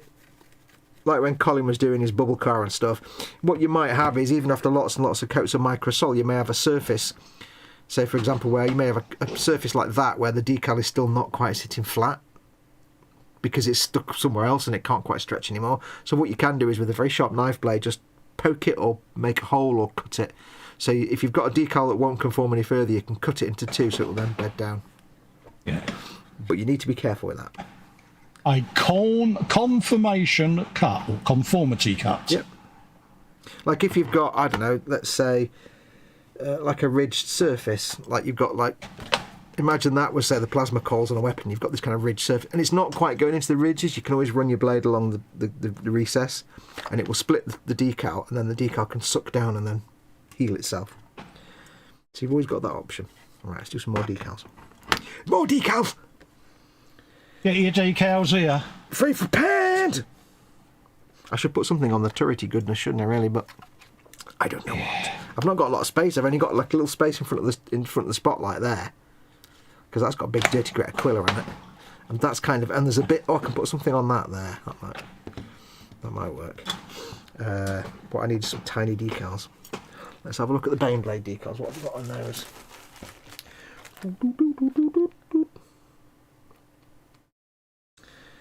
Okay, that might not fit. Fudge. I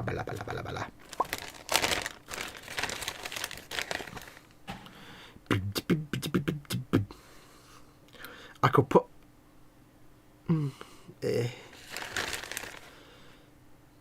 Oh, that was a whimper. I was like, oh, I could... Oh, it's black. Oh. There's no white one. Oh, no, we haven't got a cannon, have we? I was going to say we've got white cannon stripes. Oh, wait, no, we haven't got white cannon. Cannon. I don't want to put an Aquila on there because I've already got an Aquila on the other side. I could put a little skull in a wreath, one of these things. Where the hell is my camera? Look, right, where is my... There's the centre point. Down a bit. There. Right. Honestly. So I've got some little... where are they? Little wreath with skull on it that you can't see because it's white on a blue background. Yeah. Oh, I've got a load of kill count. I've got a kill count. Load of skulls as a kill count thing. I might be having that from De Badenbladen. But what can I put on there? On where? I've got a little bit of space just there. On that bit of armour there. I'll put a couple of diamond skulls on the front bit. Oh, okay. A couple of them ones. The little ones. Yeah, but there's some of them small. What about the axe with the flash? Won't that fit? Or one of the white fists? Yeah, that would fit. The white fit, the axe with the flash might disappear into the grey a bit, but the white fist might fit. White fists or the little black and white roundel. But the thing is the black might disappear. That's the problem, isn't it? You said roundel. I know. Get your roundels here. Free for paid. I will use. I choose my you. little white fists. My little white fists are going on the front white fists of the turret. So well, I've only got one side, so I think what I'll do on mine, because I'll have a gold Aquila on that side, you see. I might use this one from the Beyblade that's a skull in a wreath because it matches the thing on the back. Go for it. I don't know if it'll fit, but I'll sacrifice one to find out. I was very disappointed with that hazard stripe decal, though. I've never known a Games Workshop decal just fall apart so easily like that. Yeah, mine tried to rip along the bottom, but I managed to just catch it. So it's like, defiant little thing. Like, I would put Games Workshop decals alongside almost as good as cartography. Almost as good as cartography, yeah. Yeah. Which is the weird thing when you think they've only really been in the plastic model business for a good 20-odd years. If you go back 20, 25 years, their plastic models were kind of garbage. Yeah. But their decals have always been really, really good. They've always had really high... Look at that decal. It's come off the sheet already. It's only been like 10 seconds. Wow. Now, let's see if we can get this into place and see if it fits. Candygram says, wishing you the best of luck to Frankie. Yeah, Frankie, you've got your thing. Is it this week, mate? I think it is, isn't it? Well, hopefully, Frankie, massive fingers crossed, mate. Yep. Hope it goes all well. And I hope you get the relief from the procedure that you're looking for, mate. Big hugs, my friend. Take care of yourself. Because we kind of know what that feels like, mate, and it ain't great. Yeah. Hopefully it goes well and you're back to eating all your mysterious European meats as quickly as possible. Yeah. Right, so we've got the decal on there. Now what you might not see is it's actually going over the top of a rivet, which is there. That's going to need to be squished down. So I'm going to put my cotton buds over there. So I've got to be careful with this because I don't want to snap my searchlight off again. So what I'll do is I'll anchor the top of the decal. I'll make sure it's straight. It's not quite straight. Let me just wiggle it a little bit. Wiggle, wiggle. Wiggle, wiggle. It's made a bit more challenging by the presence of the searchlight, which is a bit interesting. So we'll, a bit illuminating. I'm glad you spotted that one. So what you did there. Right, so there we go. Sometimes you making get light of your situation. Blow away. Sometimes you'll get a decal that refuses. Every time you go near it with this cotton bud, it'll wiggle out of shape, and it's like, oh, it'll move out of straightness. Just keep fighting with it, because this one's over a rivet. It's floating about in midair, and it keeps going off to one side. Yeah, it will conform. Sometimes what you have to do is just squish it down. You can't roll the cotton bud; you have to just squish it. So I'm trying to anchor the top, because I know the bottom bit is going to be. It's like, you know, you wake up, imagine you're in bed and you're a gentleman and you wake up in a slightly tumescent state, for example. Yeah. You wake up with a bit of an excitement, a gentleman's excitement. Tentage. Yeah, and you've got a bit of a duvet, a little bit of a sheet tent. That's what this decal is doing over this rivet, basically. It's a bit of... Oh, you've got tent... Yeah, you've got tent pegs. Yeah, I've got a bit of a tumescent gentleman's happiness moment going on.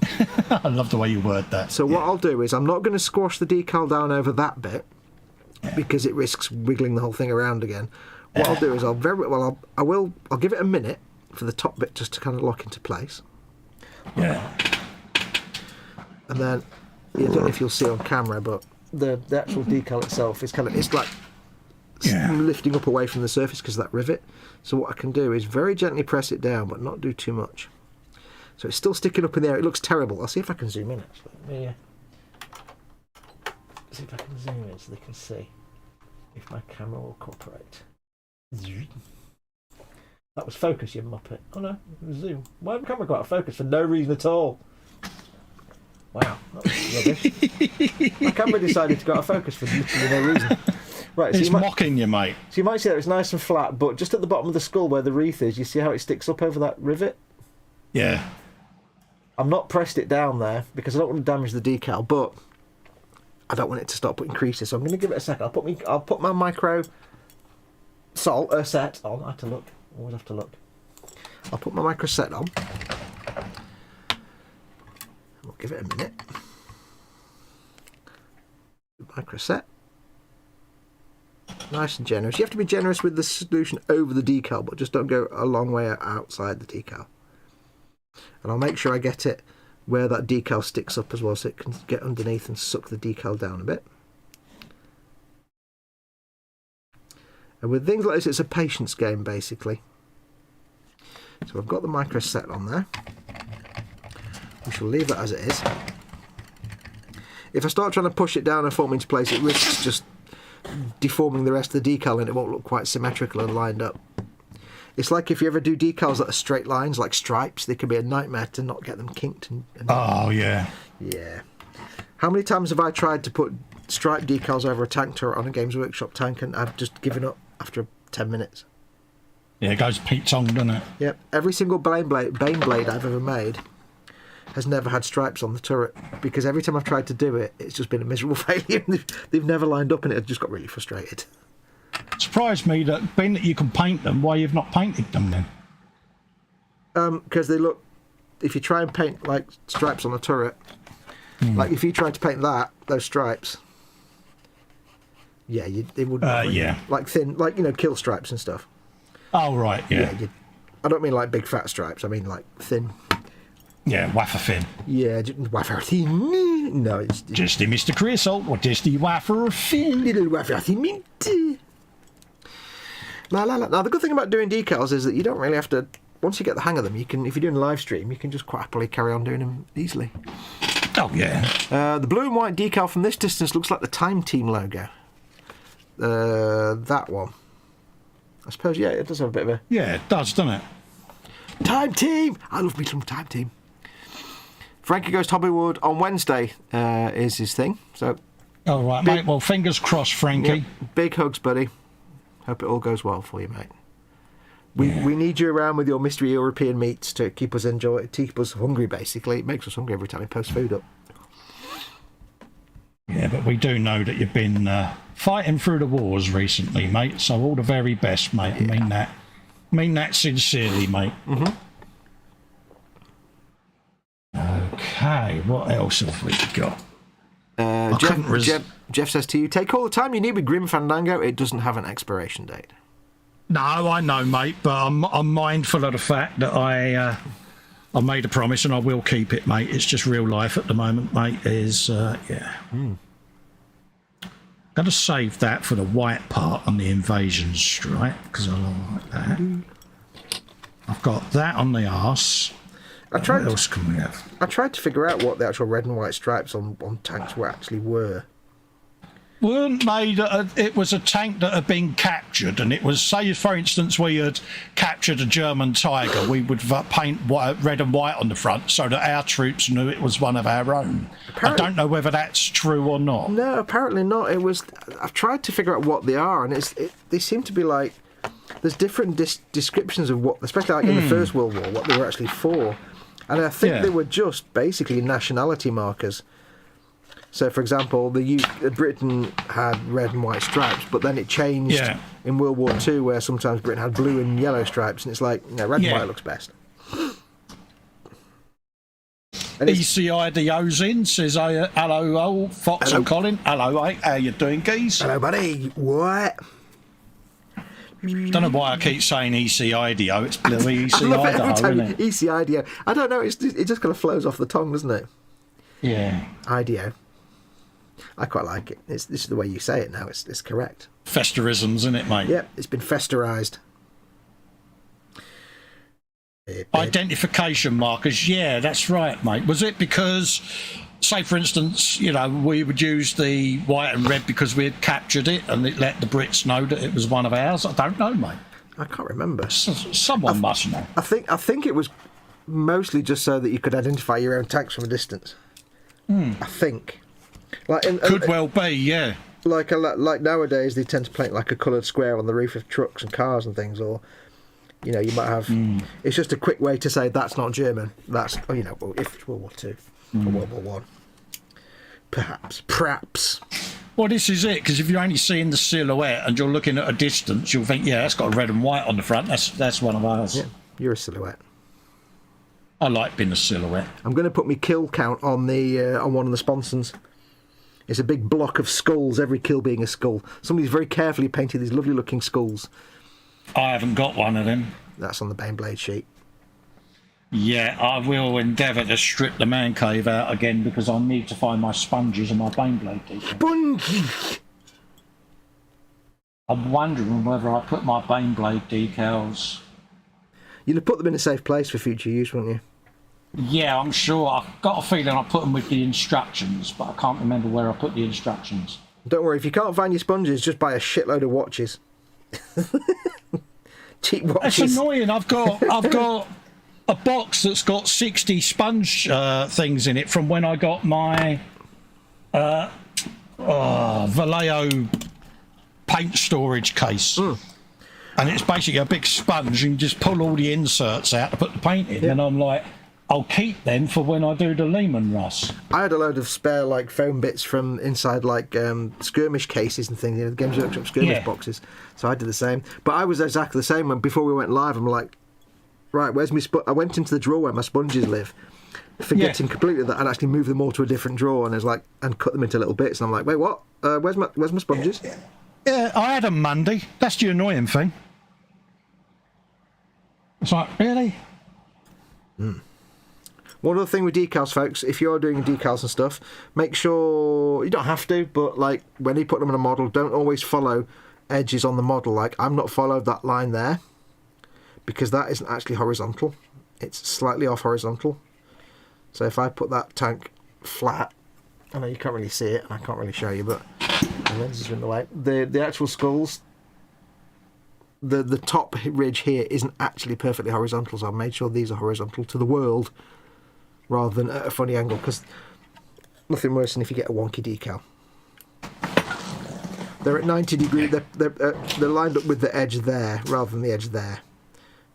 If that makes sense, you know what I mean. I know what you mean. Especially if you get vehicles where, for example, a vehicle may have, it's something you often get where you've got, say, a panel that you put a decal on, but the edge of the panel may be like at an angle, and it's not meant to be horizontal or vertical. It's very easy to line the decal up with the edge of a panel and then realise later on you've got an angle at some jaunty angle that you didn't really want. You're an angle. You're made of angles. Angles. Angles. Get your angles here. How many for a pound? 3 for a pound. 3 for a pound. Going with the micro set. Ooh, that was a nice breeze. Where'd that come from? Ooh. Hey. I don't know, what did you have for dinner? Hey, steady, nurse. Do you know, I went down last night. Mama Fox was like, I heard Mama Fox making the going to bed noises last night. Yeah. About 1:30. So I went downstairs and she got a bottle of beer with her, because she has a bottle of beer of an evening. Yeah. But it's non-alcoholic beer because she's, funky kidneys and stuff. She didn't realise for about 6 months that I was giving her non-alcoholic beer. I told her in the end. I bet she loved you, didn't she? No, she's like, well, actually, it's quite nice. I said, yeah, you're not having alcohol. You're 83, you're wobbly at the best of times. I'm not giving you beer. Cool, yeah. Yeah, that would really not end well for you. Yeah. So, but she's there and I went down. She said, you going to bed? She went, yeah. And I went, but what about your beer? And like 2/3 of her beer bottle was still there, so she chugged it. Oh, good girl. And she went, and then she like just sat there doing these burps for like about 5 minutes. It was like, burp, burp, burp. She was constantly burping. I was like, this is the best thing ever. Right, so we've got that. Why haven't I got a small brush for micro? That makes no sense at all. That's because that one. Brush. I'm messing up all my brushes here. That's that one. I'm still looking for my Baneblade decals. I haven't even a determination. You're just determined now, aren't you? He's a man of a unique determination. I've just knocked my camera all over the damn place. There we go. Right, so that's that one. We've got that decal on, so we'll go around again and do all the other decals with the micro sole. It's always good to like do a few decals and go and do the rounds with the micro sole each time on all the decals that you've put on, and that way you ensure that most of them have a good few coats of micro sole. Now these ones are on a flat surface, but it doesn't really matter because still give them a few coats. It'll eat away at that clear film edge. And it'll just mean that that edge of the film is a little bit less easy to see when you've got your matte varnish and everything else on top of it. Exactly. Well, it makes it look like it's painted on rather than just stuck on, doesn't it? Yeah. Oh, but sometimes you can get a decal that looks fantastic, but it's just got that little bit of a clear edge that's shiny, and just working it away. Yeah, it really just doesn't look right, does it? Yeah. So I've done those ones. Okay. And by the time I've done those, this one on here, the micro sole should have dried. Just have a quick look, yeah. So you can still see, hopefully, it's still got a bit of gentleman's tent going on that rivet. So we'll give it its first coat of microsol. It's having a bit of morning glory going on. We'll give it a first coat of microsol. I'm being quite generous, but very gentle with it as well, because I don't want to ruck it up. When you put it on the microset and sol, do be aware that your decal may move around, because it can get it floating around again. Especially if you, like this one just started to move because it's not fully anchored down everywhere. It's got that raised bit. So I'm kind of brushing it on here, but I'm pushing it on. I'm squishing the decal down very gently with the brush. There. EC saying that Wolver's solver set is best for getting decals to fit terrain. I don't know whether we get that over here, do we, solver set? I think you can, but it's like incredibly strong. It's like the absolute nuclear option. Yeah. I still don't think you can get solver set. Yeah, it's almost like brushing pure acetone on, isn't it? Almost. It's very similar to microset. It's just very, very, very strong.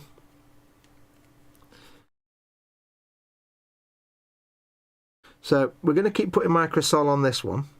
If it refuses to bed down on that little rivet completely, what you can do is you can, for example, you can sometimes take a piece of like cloth, like a soft piece of cloth, and warm it up, and then push it down. It'll heat the decal and squish it down. Or you could prick it with, like I say, you could prick the top of the rivet with a pin to make a little hole in the decal. When the rest of it's all bedded down and locked in place, or just cut round it, and then you can just push it down and then keep using microsol, and it will heal itself. If you cut a decal like that, and then it can push it back down together again, it'll kind of heal itself. But if you do need to cut a big chunk of a decal away to make it fit, don't panic, because you can always go in and touch it with some paint of the same colour if you need to. Exactly. Or you can make it into a paint chip, which is what I do because I'm lazy. Nothing wrong with being lazy, man. I am a lazy man. It does mean that I find easy ways to do things, which is rather good. Nothing wrong with that, mate. How are you doing? Are you still doing more decals, or are you bored of decals yet? No, I am stood up at the moment because I'm being good. You're a good lad. It's not true what they say about you. You are a good lad, really. Absolutely, absolutely. I am doing as I am told. Good. I can report back to H then that you've been a good girl. Yeah, he would as well. He would report back. Damn straight I would. It's really like, yeah, you're so going to get nailed, mate. Yeah. Right, so what have we got now? What can we do with that? The thing with Leman Russ, it doesn't really need a lot of decals anyway. No, exactly. It's like, dare I say it, you don't want it to look too busy. Yeah. I'm going to put one of them clampy fist things on this plate. You remember got that plate of armour that I put on there? Yeah. I think that clampy fist may fit perfectly. Little grippy fist thing. The thing is, in reality, these transfers all mean something, but I've got no idea. No.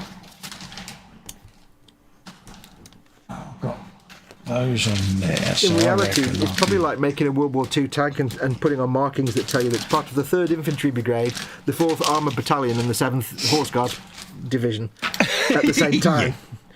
Also, the Forces Theatrical Department, or whatever it is. Yeah, it's like, let's put every decal in. Yeah. It's like, okay, what can we... we've got skulls, fist there. Skull Fist! Where is Skull? That's on Skullfish for ages. No, he was a patron. He disappeared, mate. I've got no idea whether he's still around or not, mate. I think he appeared once or twice, but I do miss Skullfish. We like Skullfish. Yeah, we still like Skullfish. I think real life and the cost of everything, it's like, yeah. But if you are out there, Skullfish, we wish you well. Come and say hello. Yeah, nice fella. He came in the hangout once. It's like, we went to the effort of making little animated things, so, come on. Yeah, a lot of effort went into that, didn't it? Yeah, all the effort. Star, not much effort at all. Yeah, I know, but it sounded good, didn't it? Yeah, it did. Keep going with it. We'll just deny all knowledge. I was trying to big you up, mate, but, ruin a perfectly good fib. Ruin a perfectly good embigment. I think I'll shove a skull on there. I'm going to put this fist on there.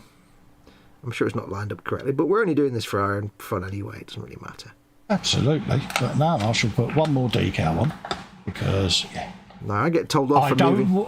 Go on. I don't want to go overboard. Yes, you heard it here first. I don't believe any of the words that just came out of your mouth, other than you heard it here first. Yeah, I don't want to overdo it, dude. You just stop talking now. Yeah. Bring back the Festa we know. Who are you? Yeah, I'm an imposter. It's aliens. Aliens, I tell you. Do. That's the wrong end of the brush. Or it's the right end of the brush. Idiot. Bit of microset. Squishy. This is the one good use I've found for the Games Workshop starter brushes. Oh, right, yeah. Just microset and microsol. Squishy alert. Edward Leonard's in. Like Good evening, Edward. Do you like the way I fade it out? Mate? It's quite good, that, wasn't it? It is rather epic. Do you know, I like that skull at a slightly jaunty angle. Hang on, let me full screen you so I can see. Hang on. Oh, yeah. Let's get my camera to focus. I like that. Yeah, that's really working, that, isn't it? Yeah. I've got a feeling. Have you got little skulls on the side of your cannon there as well? On the yeah, I'm just going to turn off the autofocus. I think autofocus has come on again. Damn G-Hub. Today, if possible, 9:22. Let's see whether autofocus has come on. Because I have done a reboot. No, autofocus is off. So, yeah. I was going to say, yeah, because it's not focusing on anything, so. It's too far. Took it too far. You went too far. Nice. There you go. Yeah. So we've got baby skulls in there. All the skulls in the world. Skulls there. Fisties. The obligatory letter C, because why not? Because mine's on the front. Yours on the back. There you go. We've got a bit of skullage. And some slightly better applied stripes on the front, because mine went a bit wrong. Yeah. And bearing in mind across the front as well, I had all them really wonderful welds in there as well. Oh yeah. So there you go. Hopefully that stayed in focus. Actually, I've got to leave that on that setting because that's actually not bad for focus. It was most excellent. Well, it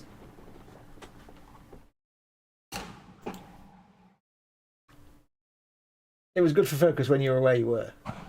Yeah.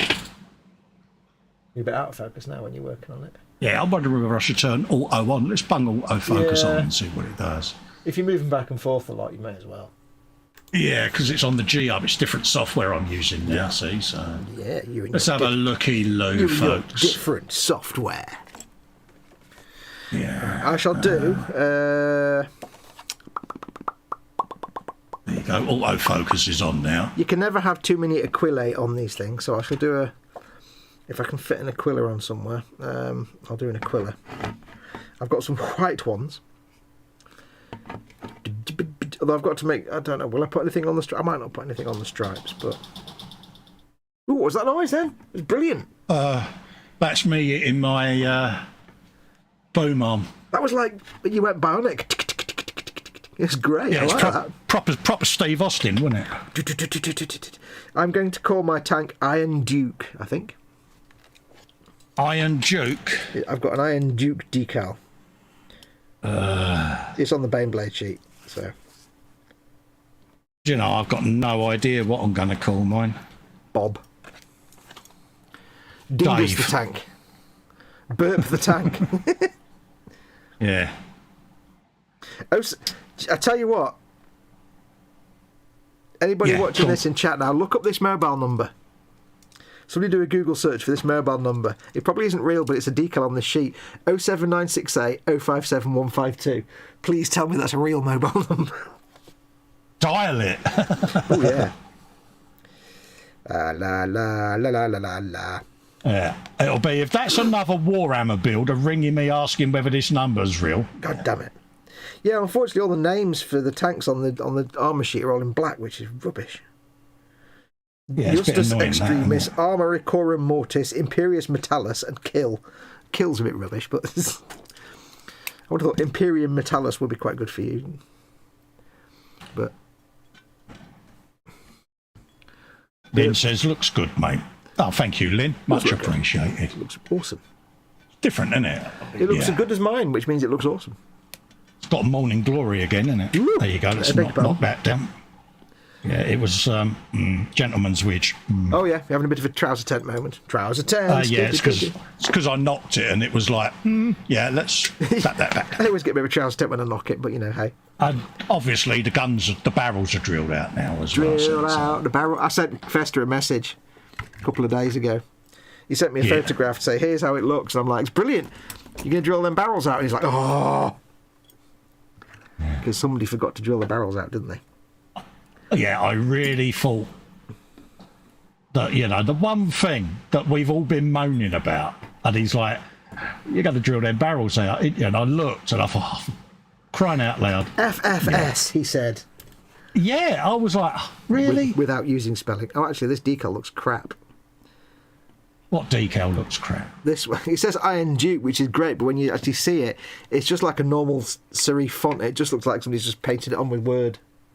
The lovely Sarah Jane is in. Popped in to thumb up and say hi, despite Fox not liking me. Oh, he absolutely adores you, Sarah Jane. He really does, love. I'm not just saying that. I'm not just saying that. For a long time, he actually thought he'd upset you some way. He didn't get your humour. But he does. He always asks after you and how you are. So, there you go. I'm here, you know. I know, it's just for a minute. I thought I was on my own stream then for a minute. I'm sorry, mate. I'm sitting there thinking, it's my show. Yeah, I did, honestly. I just thought, yeah. I was letting you go with it. Yeah, we love you to bits, Sarah Jane, you know that. Yeah, he does, really. Everyone is different and has their own little quirks, and we accept everybody with all their quirks intact. He works with me, Sarah Jane, at the end of the day. If he can accept me, he can easily accept you. Can you prove that you're very tolerant of people? Yeah, I work with Festa. Okay, done. Yeah, they go, that bloke with the hat. Yeah, that's him. Yeah, the London. Yeah. That's the gold standard in tolerance. Yeah, have all the money and all the patronage in the world. Yeah, we feel your pain, dude. Now, I have some very important news. Oh, go for it. Go for it. Well, you know it because it's about something you now own. Yeah. I need to put you in a difficult position now. First of all, yeah, that's that decal that it looks like someone's just written it on with like a label printer. It doesn't really. It looks like ass. Never mind. I'm putting it on there anyway. Yeah, I'm just disappointed I haven't got anything remotely interesting to call mine. No, because all the names are just.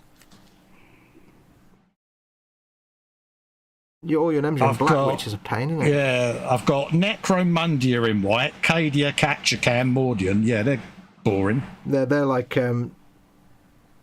Cadia are people from Cadian, Catacans are like jungle fighters, Mordians are from Mordian. I am sure I can come up with something and print a decal. Why don't? Here you go. Hey, here's an idea.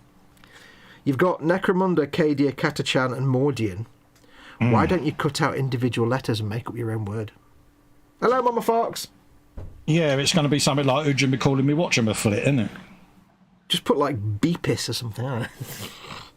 You could do it. I've done that before now. I've cannibalised things to take all the letters out and make them into something else. People can see on there. You could do that. Yeah, of all the most boring letters they could have chose. Yeah. If there was a P, you could have Hat Chap, but there isn't a P. No, there isn't. I can probably print one of my own. Tell you what, people in chat, write down these words and come up with some anagrams. You've got Necromunda, Cadia, Catachan, and Mordian. Take down those words, have a play with them in some kind of online anagram thing, and see what phrase or word you can come up with that Colin might be able to use as, if you can cut them up into individual letters. If you know what I mean. So you've got Necromunda, Cadia, Catachan, and Mordian. See what you can come. And they can't really see them because they're in white, but see what you can come. I did one the other day. There's like websites where you can type in a word and it'll give you all the anagrams of it. That's it. Yeah, the anagram things. Yeah. It makes you look really smart, but you're not. You're just filling out a web form. It's really cool. Now, Mama Fox just got up for a wee. Now, this could mean one of two things. One, she's got up for a wee. And for some reason she's or it could mean she's been for a nap and she's actually getting herself up. That would be rather acceptable. I'm going to listen carefully now, see if she goes down the stairs. Nah, she's going to go back to her bed, mate. Hello, Mama Fox. Hello. Hang on, let me listen. See what she does. See what she does.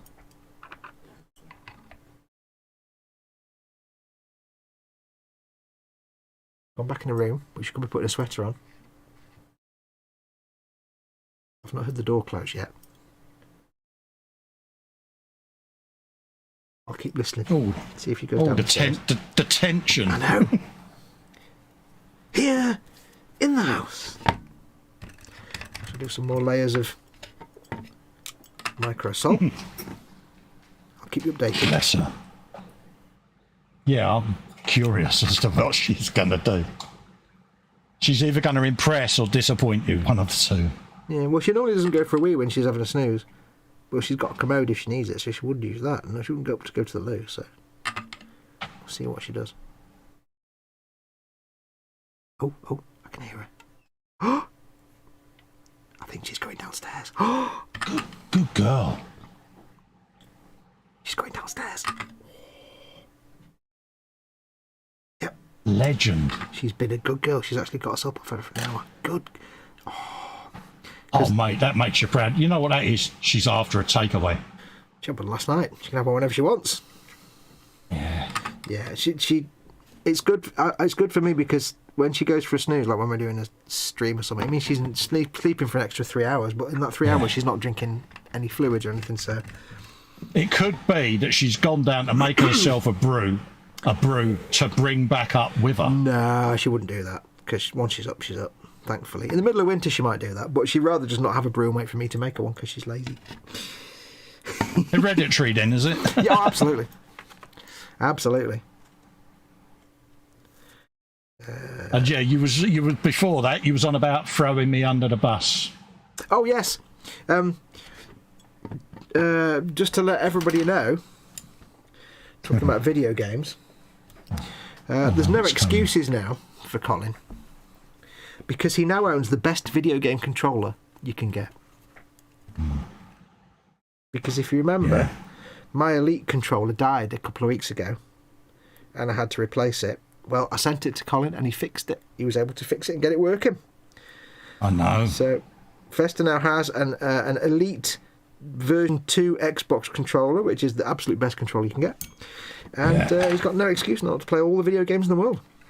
Exactly. And there will be a video coming up showing the dismantling of said device. Dismantularity!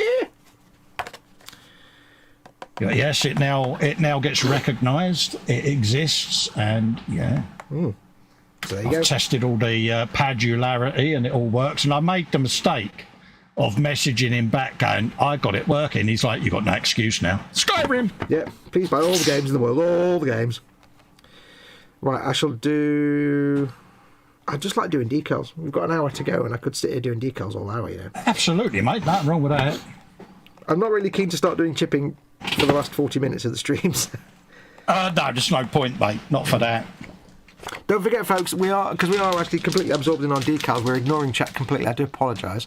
If you want to get our attention, you can do @ModelMakingGuru or @Festa67's Workshop as the start of your comment. And if you and then the name, it'll put our name in an orange box and we see your comment. If you want to, you can do a super chat by pressing the $ symbol at the bottom of the chat window. I'm saying this 2 hours into the chat, of course. I know it's useless. And that will put a coloured box and there'll be an animation and all that kind of good stuff. And I may need to do a great big Trump. I don't know. I'm not sure. Oh dear. But that means we can't possibly miss that because I get a little thing in my ear that says somebody's giving me money. It's usually the tax man, to be perfectly honest. But right, I shall do some work. Lynn says we're listening on Mama Fox. Yeah, no, she has really impressed me. She has by doing that. She's It's like good me. girl. It's like only the second time she's done this. Yeah. Because I say to her when I say, I'm going up to do my thing now, that'd be really cool, really awesome if you didn't go for a snooze. She's like, yeah, okay, well, it'd be really cool if you went for a snooze but then got yourself up again. And then I came down and saw you sitting here with a cup of tea. And she's like, she's brilliant. Oh, I found some more Just the details. way she goes, I cannot confirm or deny that will happen. It's like, good girl. Brilliant. Yeah. I found some decals. Space Marine vehicle... Oh, no. Space Marine. That's no use then, is it? Could be worse. It could be 3 packets of Orc decals. Bum tubage. Yeah, well, yeah. I've got 3 packets of Orc decals. What are all these sheets in? Let's have a look. I've got like 1,000 sheets of... I've got so many sheets of decals. You know what's going to happen, though? Look at this. We'll stop the stream, and the first thing I lay my hands on will be the Baneblade decals. We know this. Okay, let's have a look. Space Marine vehicle decals. And the same, and the same, and the same, and the same, and the same, and the same. Then we have... Oh, they're all Space Marines, aren't they? Ultramarines. Assault on Black Reach. Space Marines. Space Marines. Space Marines. I've got loads on, but they're all Space Marines. Arse. I think these were sent to me by someone, and I forget who now.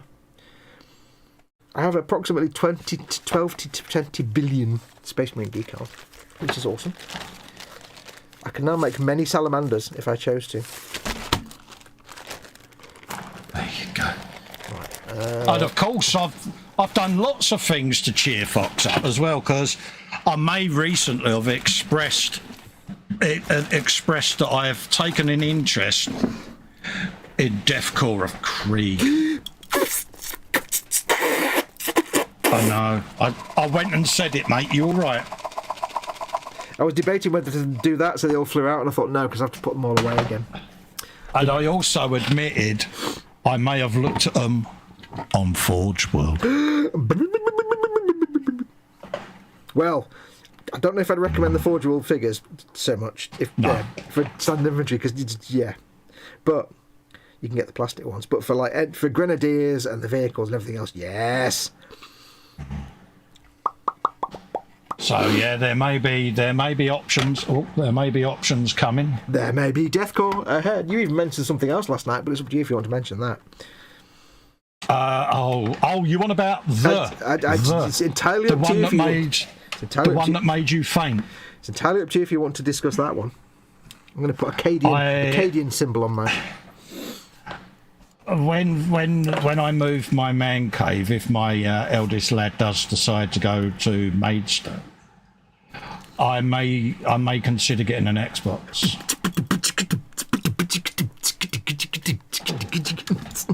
That with the right answer. Yeah. Because you know what that would mean? That means we could play games together. We could play Borderlands and scary, and innit? Borderlands 2 and Borderlands 3. What am I letting myself in for? But yeah. So keep an eye out. There are games that you can play co-op where, like, you know, one of you on PC and one on Xbox. There's loads of games that do that, but it would be cool if you got an Xbox. Ow, stab it. So, see, that's your punishment for mocking me. Yeah, I know. Because you can play games on your PC, and that's the PC you set up all day when you're at the bench. But if you had an Xbox, your Xbox and gaming could be an alternative to being at the bench. Exactly. So, and you can still stream from the Xbox. You'd have a big long streak. Yeah. So at the moment, there's no point in just bringing one in here because it's no different than me playing it on an uber duper super PC. Yeah. However, if I do then move upstairs, the man cave, then it'll be a room 3 times as big as this, and I can have my workbench and my gaming set up as 2 separate entities. Yeah. So, and there'd be no point like having an Xbox right next to your PC, because then you're just playing your Xbox on a little PC monitor, which is rubbish. Yeah, which is a bit pointless. You may as well get an Xbox. If you get an Xbox, you might as well get a big TV, because then you can watch big 4K TV. And then... Well, this is it. I mean, H may have said that the 50-inch telly in the lounge can come upstairs, and then she'll get a new one for down here. Is it a 4K TV, or what is it, 1080p, or what is it? Yeah, it's 4K. Oh, 50-inch 4K TV, you... I nearly said a rude word. You have to get an Xbox. Basically, you've got no choice now. Yeah. If you inherit a 50-inch 4K TV, you have to get an Xbox. Yeah. There's not even an argument there. 50-inch 4K TV. Because then you can either play on the Xbox and stream it, if that's what you want to do, or you can play on the Xbox as an alternative to doing any work and just not being at the bench. And you've got that option then. My Xbox is my release from my workbench and from doing everything else. Yeah, that's it. That's what I'm looking for at the moment when I'm not at the bench or able to get to the bench because of whatever. You can sit in a comfy chair and... Yeah, I can keep my coordination and cognitive stuff going by doing a bit of gaming. That's the plan. Mm-hmm. But that's the thing. I mean, there's a very specific reason why my Xbox is on the other side of the room to my workbench. When I'm at the workbench, I can't see the Xbox. I'm not distracted. But when I'm on the Xbox, I can't see the workbench, and I'm not feeling either guilty because I'm not working or not feeling the stress because I'm not working. Yeah. If I'm burnt out, so yeah. That's the thing, and it saves binge watching poor drama series and things. Unless it's Deep Space Nine, of course, Kira. Kira. But that's the thing. It's like, you know, sometimes, like you've said before, though, sometimes, you know, you can't be at the bench because you say you've got, you know, your arms aren't cooperating or you've got the twitches or whatever. Yeah. And all you're going to do is, the only option right now is to just go downstairs and stare at the TV. And it's like, well, why not stare at the TV but also work on your manual dexterity at the same time? Yeah. It's like H said, you know, there's times when I can't get down the stairs. Yeah. She said, so now, she said, if you're upstairs, you'll be on the same level. You can potter to your room and you can either do a bit of gaming or something at the bench. Yeah. She said, you haven't got to negotiate the stairs. She said, look at how many falls you've had and where they've all happened on the stairs. Yeah. And that's the thing, at the same time as well, it means that if you can't do anything at the work, if you can't do any modelling or anything, you're still upstairs and out of H's way, you're not under her feet. So she's probably more than happy. She knows I'm far away from her white appliances. Exactly. So for her, it's like, oh, wait, you mean you can stay upstairs even longer? Here's 5 Xboxes. yeah. Now, Damn, if I'd known it was that easy, I would have done it years ago. That would be our answer. Now, you could, of course, get yourself a PlayStation, but I just point at you and laugh because then we can't play co-op games together. Yeah, exactly. No, I've got an old PlayStation 2 down there. Wow, I've got one somewhere. Yeah. But, you know, you don't have to get an Xbox, of course, but it'd be nice to do co-op gaming because then, you know, I've got an Xbox. Well, it's Chris is on Xbox. Things, Paul's on Xbox. Yeah, it's just one of those things I've been mulling over. I'm thinking of, well... morning, Vicar. You've got a plan for when you're not able to do the hobby you love. Yeah. And at the moment, when I can't do this, I get agitated because the carcass has won. Mm-hmm. So I need to find something to fill that void. Yeah. Well, that's exactly what I do. I mean, like, I'm not going to go into personal details, but there are very good reasons why why sometimes I'm not at the bench for very long periods of time. Yeah, I know. Yeah. Yeah, there's some, you know, brain reasons. Yes. And having a games console means I've got something else I can do that I can switch off and not stress, because if I didn't have that, then it basically I'd either have the workbench and doing this and filming and streaming, or just sitting downstairs looking at the walls, which would kill me. So yeah, that's it. And I find if I can't do this, that's when my demons start knocking. Yep. And that's not a good place. So I need to have something that will just take me mind off of whatever. Mm-hmm. And I don't know about you, but if I'm sat vegging in front of a telly, to me, I get the ump. It's a waste of time. Because it's all I've been defeated. The carcass has stopped me from doing something. Yeah. And whereas if I'm gaming or doing something like that, at least you're doing something. I'm still occupying myself doing something that I enjoy. So, well, the gaming for me has always been a refuge when I can't be at the bench. Or when I don't want. Sometimes when I'm like, I really can't be bothered because I'm just not in the mood. But sometimes I can't be at the bench, as I say, without going into it. But it was only later that I realised, hang on, I can stream this, and then I'm still giving people content, but I'm actually doing my hiding in video games thing for mental health, which is really. So it's like, it was later on that I realised I could stream it, and that's why I do game streams. Sometimes I'm not in the right place to do stuff other than, you know. Well, this is it, because we was talking about. I mean, you know, I'm quite open about it. We was talking about plans after I'm unable to continue in this hobby. That's what started the conversation, wasn't it? And it was, well, you know, yeah, you can still co-host with us, or you can do some gaming streams or what. And that's what started the ball rolling, wasn't it? With future planning. I'm looking at ways of future-proofing what I do and how my channel can function. Yeah. So that if I can't model for a period of time, I can at least do something else and put some content up. And Yep. yeah, it's frustrating, but you've got to think logically. That's the thing. Yeah. Oh, me and think logically. Yeah, I I know. said that out loud, didn't I? Well, it's like you said, there might be a time when you'll no longer have the manual dexterity to do little fiddly painty things and buildy things. Yeah. But you can probably still play a video game and handle the controller. Well, this is it. You know, there's more than one way to skin a cat, isn't there? At the end of the day, There's always you know, accessibility. I can print some uber big squishy thumb control adapters to go on the controller. So there are ways you can look at it, but Xbox actually do their accessibility controller, which is basically a big square thing with two massive pads and some buttons, and then something like 19 or 20 sockets on the back, into which you can basically hook up whatever adaptive controller you want.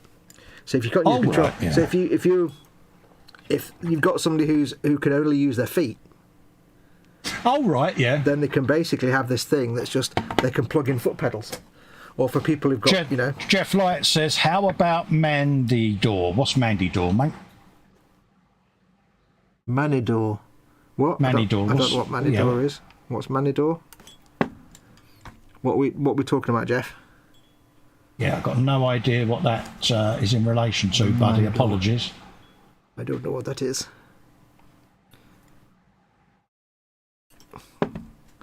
Please explain. But yeah, I mean, hopefully it won't be for a long, long time. But you've got to think logically. And then the eldest boy was on about wanting to move back to Maidstone so that he can get on with his film career down there and all of that. And then I thought, vacant room. Oh yeah, vacant room that's bigger than this one and not got a boiler in it. Yeah. Which is the more important bit. I said to the missus, well, how about I have that room? Your sewing room can come downstairs into what's my man cave. Yeah. I said, then if either of the boys do need to come and stay, they can go in the smaller spare room. And by the time she realises that the man cave is a sauna, it'll be too late. By the time she realised that I've been in there taking measurements and maybe CAD designing my new man cave. Yeah. That's the thing. She'll be like, that's brilliant. Then she'll realise that you can't actually do much in that room in the summer because it's so hot. Yeah. I'll be like, so glad I'm not you. Yeah. Sucks to be you. Bye, doink. Yeah. How long do you think that'll last? She'll be going, let me in. I go, no, I've put a new lock on there. It's voice activated, iris scanned. Yeah. Yeah, DNA scan. Yeah, how do you think you're getting your dinner, fat boy? Of course you can come in, love. Beat me as much as you need to. Well, no, what you do is you have, if the room's got a window at the front, just have a little basket you can lower down for delivery boys. Or the takeouts all the time. Get one of them dumb waiters. Yeah. When I was, many years ago, I used to have a little recording studio in Manchester. Yeah. And if anybody knows Manchester, there's a place called Ducey House, which is near Tib Street in Manchester. It was an old warehouse or something like that. I think it was an old... Oh, right, yeah. But they converted into a load of offices and buildings and stuff.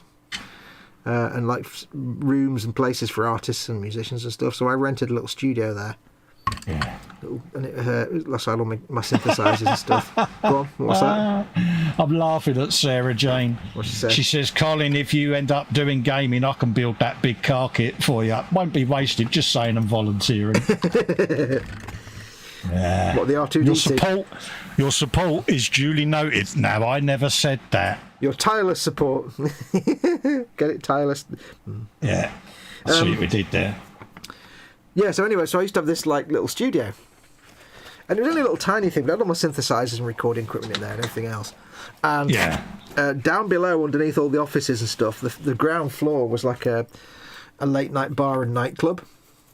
Yeah. I can't remember what the club was called now. Might have just been Ducey House, I'm not sure. It might not be there anymore. But during the day, it was just like a sort of bar and food place. So what I used to do was phone down, because I had a phone in the studio. I used to phone down to the bar and order whatever food I fancied that they had on, sandwiches or dinner or whatever. And I had a little balcony at the back, so I just stand outside with a little basket and lower it down a string, and they just put the food in there and bring it back up again. I didn't have to go all the way downstairs. I'd say, can you just... I'll hang a basket out the back, just bring it around the back and stick it in the basket. Okay. Have you seen Bobbins' comment? You could fit a gaming table. Oh, that's already been considered. Don't even think he hasn't thought about that. You know he's thought about that. Hold up a minute. Who's thought about that and said, do you need a lodger?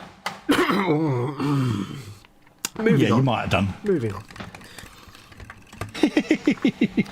The funny thing is now, whenever H asks Festa about a measurement of anything, how big is it? 6x3? I mean, what? Yeah. He always blurts out 6x3 for some unknown reason. Yeah, for some unknown reason. 6x3, set of pasteballs, make perfect gaming table. I did not say that out loud, dear. How big's the alcove for that washing machine? 6x3, love. Oh, no, wait. Yeah. It's 1.35 gaming tables. Yep. Which is 1/1,000,000th of a Wales. Yeah. Why are you printing all this terrain off? Never you mind, dear. I'm experimenting with 3D print settings. I'm learning how to paint terrain. Why do you think? Duh. Yeah. Yeah. Why are you printing these cobbled street and brickwork rollers? Gaming table. Cobble street and brickwork. Cobble street and brickwork. You see how I went all southern there? You see, all me Pearly Queen there going. Pearly King. It was like Dick Van Dyke was in the room, mate. It was uncanny, mate. That good. That realistic, was it? Yeah, actually, that's cruel on you, isn't it? That is. Yeah, no, it was better than anything's better than Dick Van Dyke. Yeah. He only redeemed himself from my eyes because of Diagnosis Murder. I would have waged a jihad against Dick Van Dyke happily until he did Diagnosis Murder, in which case I was like, actually, I quite like Diagnosis Murder. I'll let him off. Yeah. All is forgiven. If he can do a few more seasons of them just to distract me mum. Yeah, all is forgiven. I quite like Diagnosis Murder. Yeah. I don't know why. I cannot watch Mary Poppins ever. Well, I can't watch any 1960s Disney rubbish because it's all saccharine. It's like, nah. Yeah, that's like me watching an episode of EastEnders, mate. It's just like, Reese is going, poor H. Don't feel sorry for her. You'll only encourage her. Yeah. Don't feel sorry for H. She wears all the trousers in that house. Yeah, right. Every single trouser in that house is H's. Yeah, she does. Yeah. It takes H like 3 hours to get ready for bed because she has to take off like many, many pairs of trousers. Oh, yeah, she's got all the trousers, mate. Yep. How many pairs of trousers do you have? All of them. All of them. Right, I'm not going to think I'm going to put any more decals on, but I'm going to keep fettling with these ones with some micro sol. A lot of these are on a flat surface, so I don't need to do coat after coat after coat of micro sol, but seeing as we're filling out 3 hours, I will do anyway. Absolutely, I'm just going round and touching them up, and that sounded wrong. Now. It always sounds wrong with you, mate. There's a couple where I've got little, it goes over little edges and lifts that I'll have to work on a little bit. Yeah. Nice try, Reese. Nice try. What was that? Nice. He said, "What was it you said about her cooking?" I was like, "Yeah, nice try, mate." Yeah, he's an idiot. He's not that much of an idiot. Yeah, he may be trying to get me back for dropping him in it with his new missus. Oh yeah. Because he's freshly married to Clarice, the lovely Clarice. This is true. And I said, "Fair play, mate." I said, "Has she found out what you said about her cooking yet?" Yeah. Obviously not.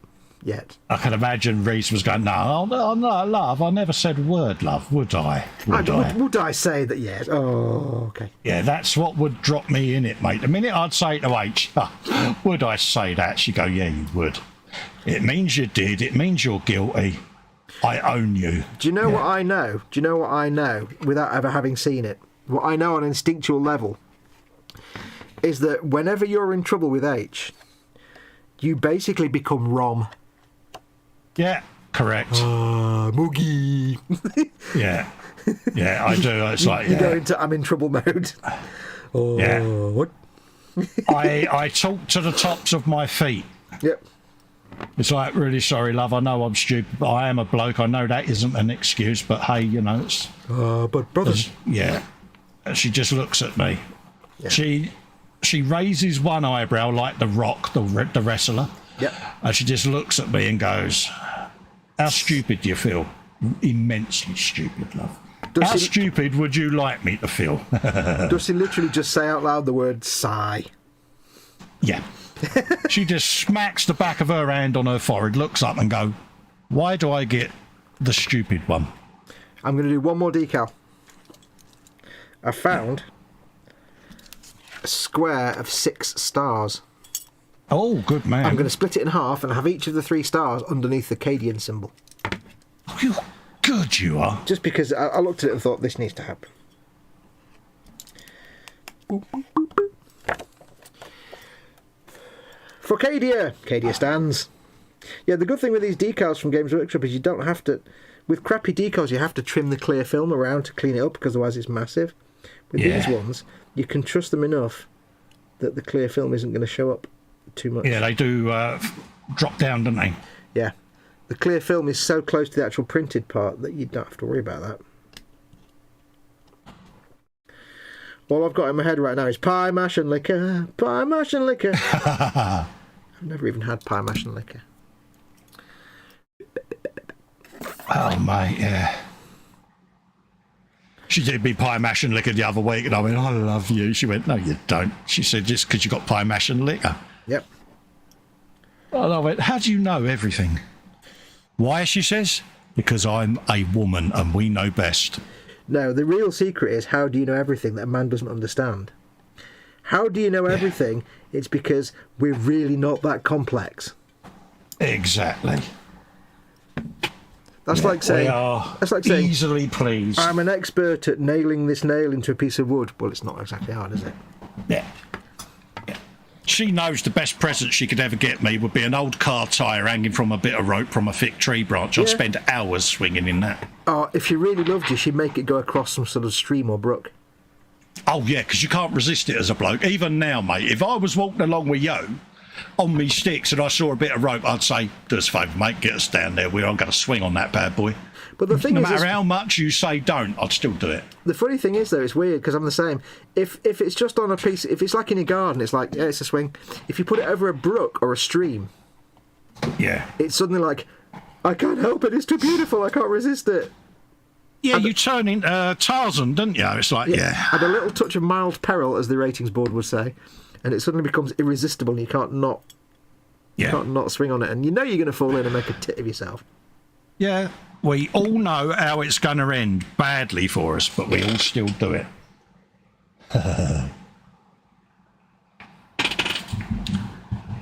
Lynn says hi to Reese, hugs. He said, yeah, to be fair, he said he's scared H when he turned up at my house. Yeah, he turned up here. Who did? About 3, Reese. It was about 3 a.m.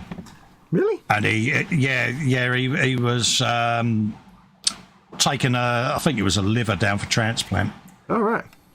And he was passing my place, so he said, I'll stop in for a cup of tea. Yeah, no worries, mate. So ambulance turns up. Yeah, H came down. And, of course, Reese is in full paramedic garb, isn't he? Oh, God. So you can imagine what H... Oh, my God, what's he done? What's he done to himself? What's he done? He's gone and cut himself. He's had the knife out, hasn't he? He's been... And I said, Reese is me mate I was chatting to on the hangout earlier. He's taken a liver down to Portsmouth, love.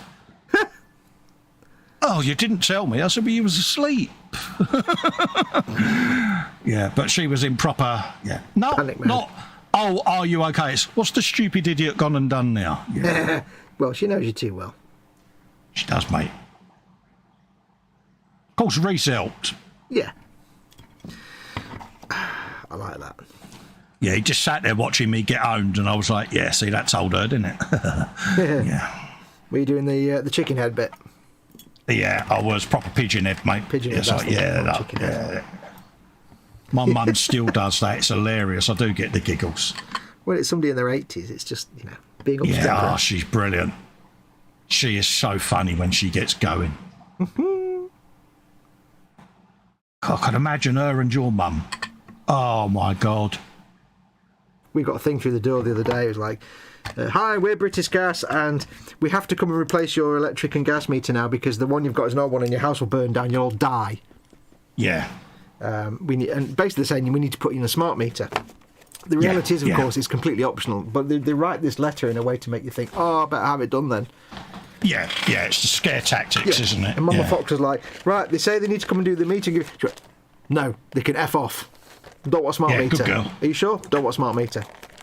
So I phoned up British Gas and was like, yeah, we just don't want one. And they were like, but the thing is, and I said, we don't want one. And they went, but, and I said, I'd read up and I said, there is no legal requirement until 2024 at the earliest.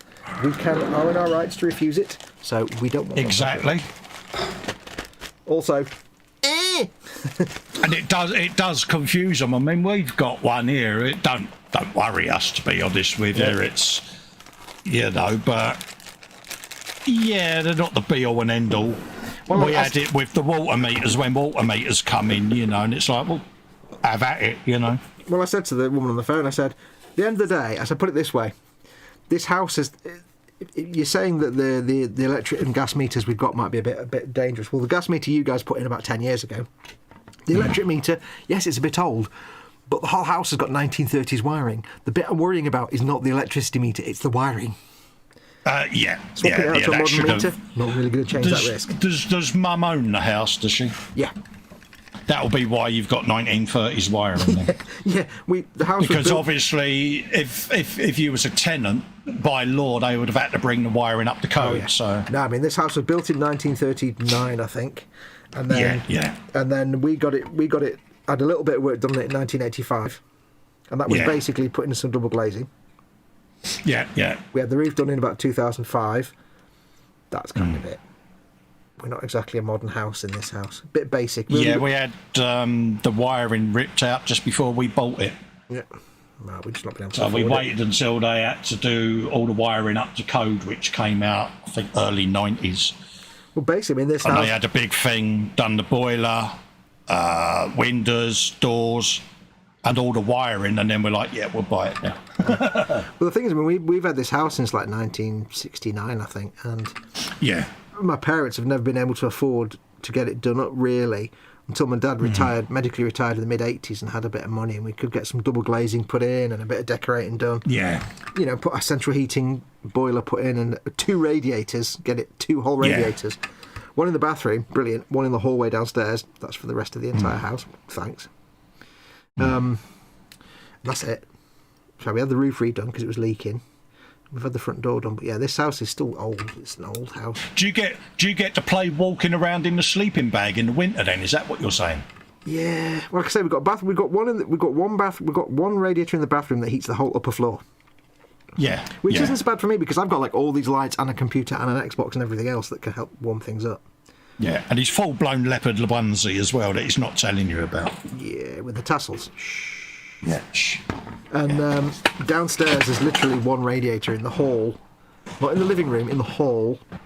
Yeah. So that's got to warm up the whole and of the bottom floor, and it's like. Yeah. So it's a challenge for you. I don't suffer so much. My Mum Fox can get a bit cold down there, but. Oh, bless her. Yeah. But she puts there's an electric heater in the front room, but that costs a small fortune. Oh, right. Yeah. That's the downside with them, isn't it? They it's Right. There's one thing I need to do. Oh my God, you animal! Oh, I've been holding that in for 2 hours. And I thought, you know what? That is so wrong. You know what? Screw it. I need to do it. We all do it. It's all funny. If you don't like Trumps, you're not a normal person. Oh man, you need a rewrite. Oh, I need to. Oh no, that was a clean one. Don't worry. That was only gas. I'm worried for you, Well, actually, I'm worried for your mother. Oh, you should hear some of the stuff she comes out with. Jesus Christ. Oh, really? Yeah. Especially after downing a whole bottle of beer in one go. Oh, yeah. I'll cut me, they go, don't they? It's like, where'd that come from? That's my mum's favourite one. Where'd that come from? If you don't know now, Mum. That's like the dog that trumps and then looks at everybody else. Yeah. Right, so you can see there on this decal, it's still got the gentleman's morning tumescence going on a little bit. Yeah, so morning glory. Yeah, so over the course of this evening, I'll just do lots and lots and lots and lots of coats of micro sol. If it still doesn't cooperate, unfortunately, it's like a laurel wreath pattern, so I can't really just cut that bit out and repaint it because it's too intricate. So what I'll have to do is do a few more coats and then just very carefully just compress it with a bit of warm, get a cloth, like a soft cloth, and make it warm, put a hairdryer on it. Yeah, it will go. Yeah. If I need to, I can just pierce it with a pin or my knife blade. Have you got any XA? Have you got any X20A? No, not anymore actually. I was going to say anything like that, or a little tiny bit of levelling thinner, just a tiny bit, and go smidge on the decal, and it will go. Just melts it down. Some of that. I mean, it will settle down eventually. It's just I'll have to work on it until it really. Yeah. It might take 10 or 12 coats, but because it's such a tiny detail. If I was doing like Tony and putting a decal on a motorbike helmet, I'd do like 20, 30, 40 coats of it. Because it's a tiny little thing, if I need to, I could just pierce the decal and push it down, and then I can... Oh, yeah. God, I remember doing them motorcycle helmets. That was great fun. Yeah. The Rossi bike, it was like, remind me not to do them again. Yeah. But And then I had a commission for one not long after. Oh, and you're like, no, I don't want to do it ever again, no. Yeah. Lynn Dipple says, God, I can smell that here from Texas. That is, I'm liking that. That's subtle for me, isn't it? Let's go full screen, have a look, because I've done decals now. So, right, let's have a look and see at yours then. Talk us through it. Give us a guided tour. All right. Well, you've got on there. We got the hand of fistness because I've got handles right in the middle of my door, so I couldn't put it there. We've got skull of skullness. Yes. We've got a fistage. Fisticuffs. We've got skull on there. I think skull. That fist on the top, on the turret, yeah. because it's not in the middle of that plate, I think you should put a number next to it, just like a single-digit number. Oh, yeah, there's going to be, mate. Oh, lovely. Yeah. Good lad. Yeah, the only reason on that side, obviously, I've got a speaker. I've got a bloody... I was thinking of Oddball then, out of Kelly's Heroes. I've got a searchlight, see? So, of course, yeah. We've got a scullage there at a jaunty angle. Good lad. We've got a bit of stripage going on with weldykins beginning to come through. Yeah. Weld marks. Many coats of micro sol or whatever you're using for that. Yeah, I've got the UMP normal strong, extra strong. Yeah. Fistage and a skull there. Same this side with a skull and a hand of lightning. Ooh, got a little wingage. I like the got a little wingage underneath there. Wingularity. And then we've got a lightning bolt up under there. Zappage. And we've got a letter C just under there. And then we've got another... You know what C means charge everything. And we've got a slightly damaged weathered decal on the top there where the bloke's been walking across the top. Awesome. Cool. So that's it, mate. And obviously, with the paint from the last time, it's blended down nicely. So awesome. Looking great. I'll show you mine. That's kind of where I'm at with mine, mate. I shall show mine. Mine, I have much the same. I have the little laurel wreath there, which, again, still has a gentleman's tumescence going on, but that'll bed down. It's just that one single rivet there. Yeah. I have a little slappy fist on the back, on that plate there. Good man. That's all I've put on the turret, because I've actually got a moulded in Aquila glued on there for that. Yeah. So I can't do much with that. On the tankula itself, we have...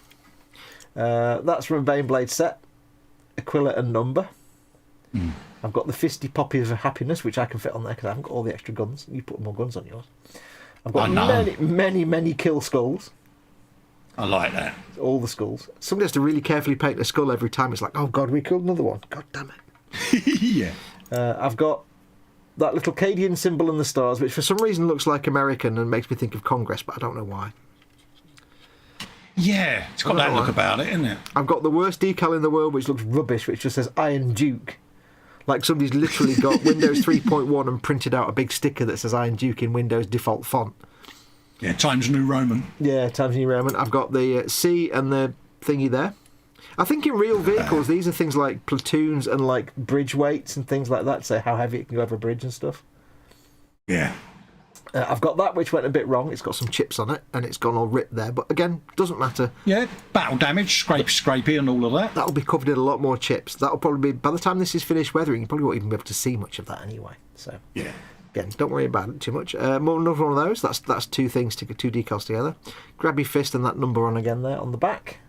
And I think that's it. I think that's all I've done. But I've got to say, that's looking mint. Doing decals is fun because it's not a thinky thing. You don't have to think too much. Once you get used to it, if you've never done decals before, once you get past the dark mystery of it, it's literally wet it, stick it on, move it around, blam it down. Yeah. Decal solution's done. That's it. Absolutely. Black that bad boy on. Yeah. Now they are still shiny, and they'll remain shiny until they get covered in enamel weathering and matte varnish and everything else. If you want to protect them, because this model will get matte varnished in the end, if you want to protect these, you can give this a coat of gloss varnish. If you've gloss varnished before, you can do. If you want to protect them for sure from any weathering you do later, you can give it a coat of gloss varnish if you want to. Or you can give it a coat of matte varnish. Depends what weathering you're going to do. You could, if you wanted to save time, you could brush on a coat of Lamian medium, which keeps it matte but just locks it under a coat of basically clear paint, so it's protected. Or if you want a glossy surface, you could do hard coat or any other brush varnish you can brush on. Hard coat with an apostrophe. So it depends what you want to do for the weathering later on. For weathering we're going to do, we want to have the kind of surface that we've already got, this kind of slightly satiny surface that the paint gives us. So what I might do, when I've done all the decals, and what you might want to do as well, Col, is maybe just brush on a thin coat of Lamian medium. Yes. Because it's just a clear paint. It's Citadel paint with no colour in it, so it's just a clear paint. Yeah, that's it. Yeah, it's just basically a matte medium almost. Yeah, it's not a varnish, but it'll be thick enough to protect that decal from the weathering we do later on. And it won't be too different then in texture to the rest of the tanks. When we do the weathering, you won't get... Like, if you put gloss varnish on that one bit, your enamels would react differently to that. It's going to stick out like blind cobbler's thumb anyway, isn't it? And So, once I've got all them bedded down properly, I'll just give them a quick coat of Lamian medium. And there you go. But that's it. If you're going to do job done. If you're going to do lots of pin washes and stuff, you'd finish the whole thing in a gloss varnish first, and then you do your pin washes and stuff like that. But we're not going to do that. So, long time since I gloss varnished a model. I'll be perfectly honest. Oh no, it's good though, isn't it? Yeah. So there we go. I'll take myself off full screen. So there we go. No, I think they're coming along well, mate. Yeah, that was another episode of Educating Festa, but in this one I educated Festa not a bit, because he knows what he's doing with decals. Yeah, but there could be viewers that have not done water slides before. Exactly. So. Educating everybody else except Festa. Yeah, good bit of tutorage. So anyway, what we'll do next week, hopefully, Festa will have found all his sponge. Oh yeah, you know what I'm going to be doing. The moment we come off when I find them, you're gonna get a picture sent to you. Yeah. Foam. It'll be like, really? The first box I picked up, mate, guess what was in it? Yeah. Yeah.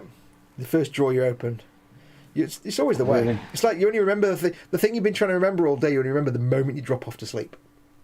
Oh, yeah. You've got to get back up then, didn't you? It's like, oh, damn. After lying there trying to wake for 2 hours trying to get sleep, you just start dropping and you go, oh, it was John Smith. I've just remembered, oh, no, I can't get back to sleep. Yeah. Or whatever. They're here staring at me, laughing at me. I know they are. Yeah. They know. They're laughing at you. They're going, ha, ha, ha, ha, we're here. Me. Exactly, they are. They're like, yeah.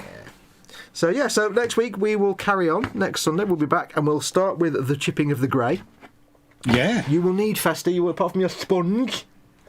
I think Celestra Grey might be a good chipping highlight, light chipping colour. Yeah, I've got all of the paints on my rotary paint thing. I remember if Celestra Grey was one I mentioned to you. I might not. Yeah, it's just there, Celestra Grey. I think that might work as the highlight colour. It might be a bit dark. I don't know yet. We'll find out when we do it. Yeah. So we'll start that next week. We'll do lots of chipping. Lynn says Jeff had suggested Manidor for my tank name. I've got it written down, Lynn. Okay, what is Manidor then? Did you find out? Yeah, it's the name for me tank out of all them letters. Oh, right. Yeah, because we asked that, didn't we? Then I completely forgot. Yeah. Was that the only one we actually got? Manidor. I think so. Let me have a look now. Let me use my brain for a minute. Hang on. Where's me? I've put my decals away now. Let's do this now. Let me find our website. Right. I'm trying to see if I can come up with a rude word that you have to use. Nah. You know we are. Right. Yeah. Where's my keyboard? Let's do this on camera. La la la. Because you know the minute it's suggested, it will be applied. Create anagrams online. Inge's anagram gem. I've used this one before. Right, so what have we got? I forgot what we've got now. It was somewhere. Oh, it's on the other sheet, isn't it? Necromunda, what was it? Necromunda, Cadia, Catachan and Mordian. That's right. Let's do. I don't know why I put the decals back in that box, because I still need them, don't I, Pilch? Cadia, Catachan, and Mordian. I don't know what the Mordians are. The Catachans are like the jungle fighters. Imperial Guard, that jungly dudes. Cadians are obviously from Cadia. Necromunda, Cadia, Catachan, Mordian. Anagrams. Right, let's have a look. It's thinking. If it comes up with Manidor, I will mock you. It's not worked. It's just... Okay, it can't do all of those words. You can't get any anagrams out of that? Come on now. Right. Necromunda, Cadia. Try them separate words. Catachan, Mordian. See, Mama Fox is up now, so I don't have to worry about... That's not worked. Right, Necromunda. What's the Necromunda got? Necromunda, Camden Morn. They're all rubbish. Crammed Noun. Marco Unmend. Mum Ordnance. Mum Ordnance. ACM Drone Mum. No, Necromunda's a bit rubbish. ACM Norm Nude. That's rubbish. Let's try Catachan.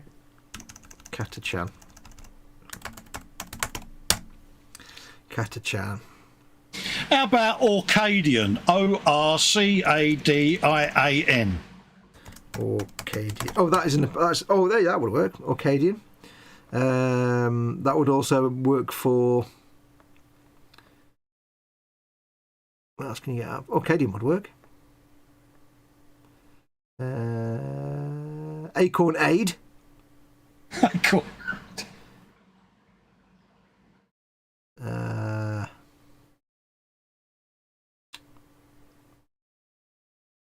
No, nothing's jumping out at me, unfortunately.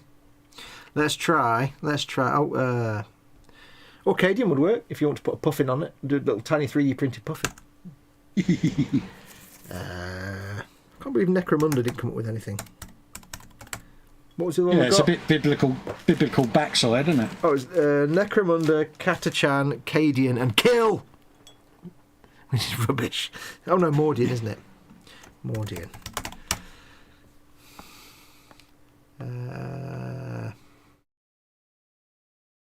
You're making up 2 words. Mordian. Nah, they're boring.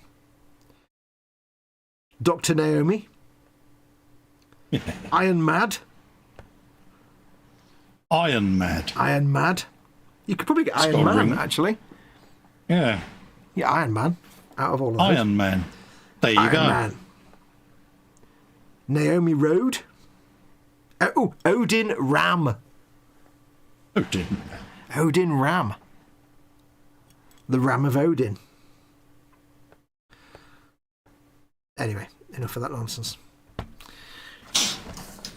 So if this is the thing, we will keep this going. Yeah, this is how we end up doing, like, when we do these live streams, what you don't realise is, like, for like 3 hours afterwards, we just sit there talking rubbish and doing nonsense.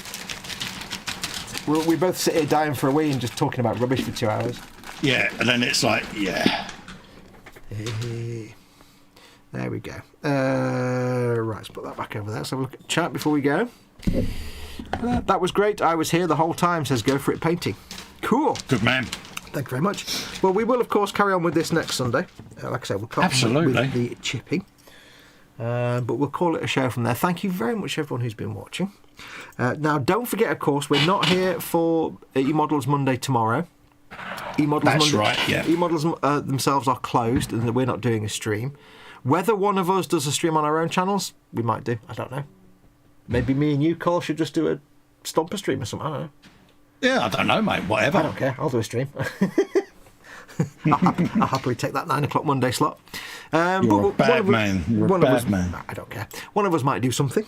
So you never know. But yeah, no eModel stream tomorrow, though. We'll be back next week for that. I'll be back on Friday, of course, with me and Colin on Colin's channel for the Friday Frolic at midnight on Festa 67. Yes. Yeah, I'll be back on Friday afternoon with some more Red Dead Redemption, probably. maybe, for Let's Play Friday. My belly's making all the weirdest noises. I feel so sorry for your mum this evening. My belly just kind of went, boo. My belly is rom. Mookie.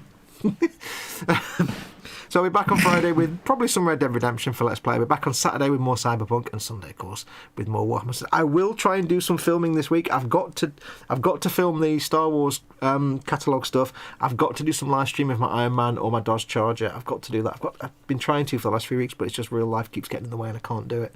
So exactly. Apologies, I've not filmed anything for a lifetime. I'm trying to, but as you know, a lot of things going on right now. So that's me. What about you this week? What have you got this week, dude?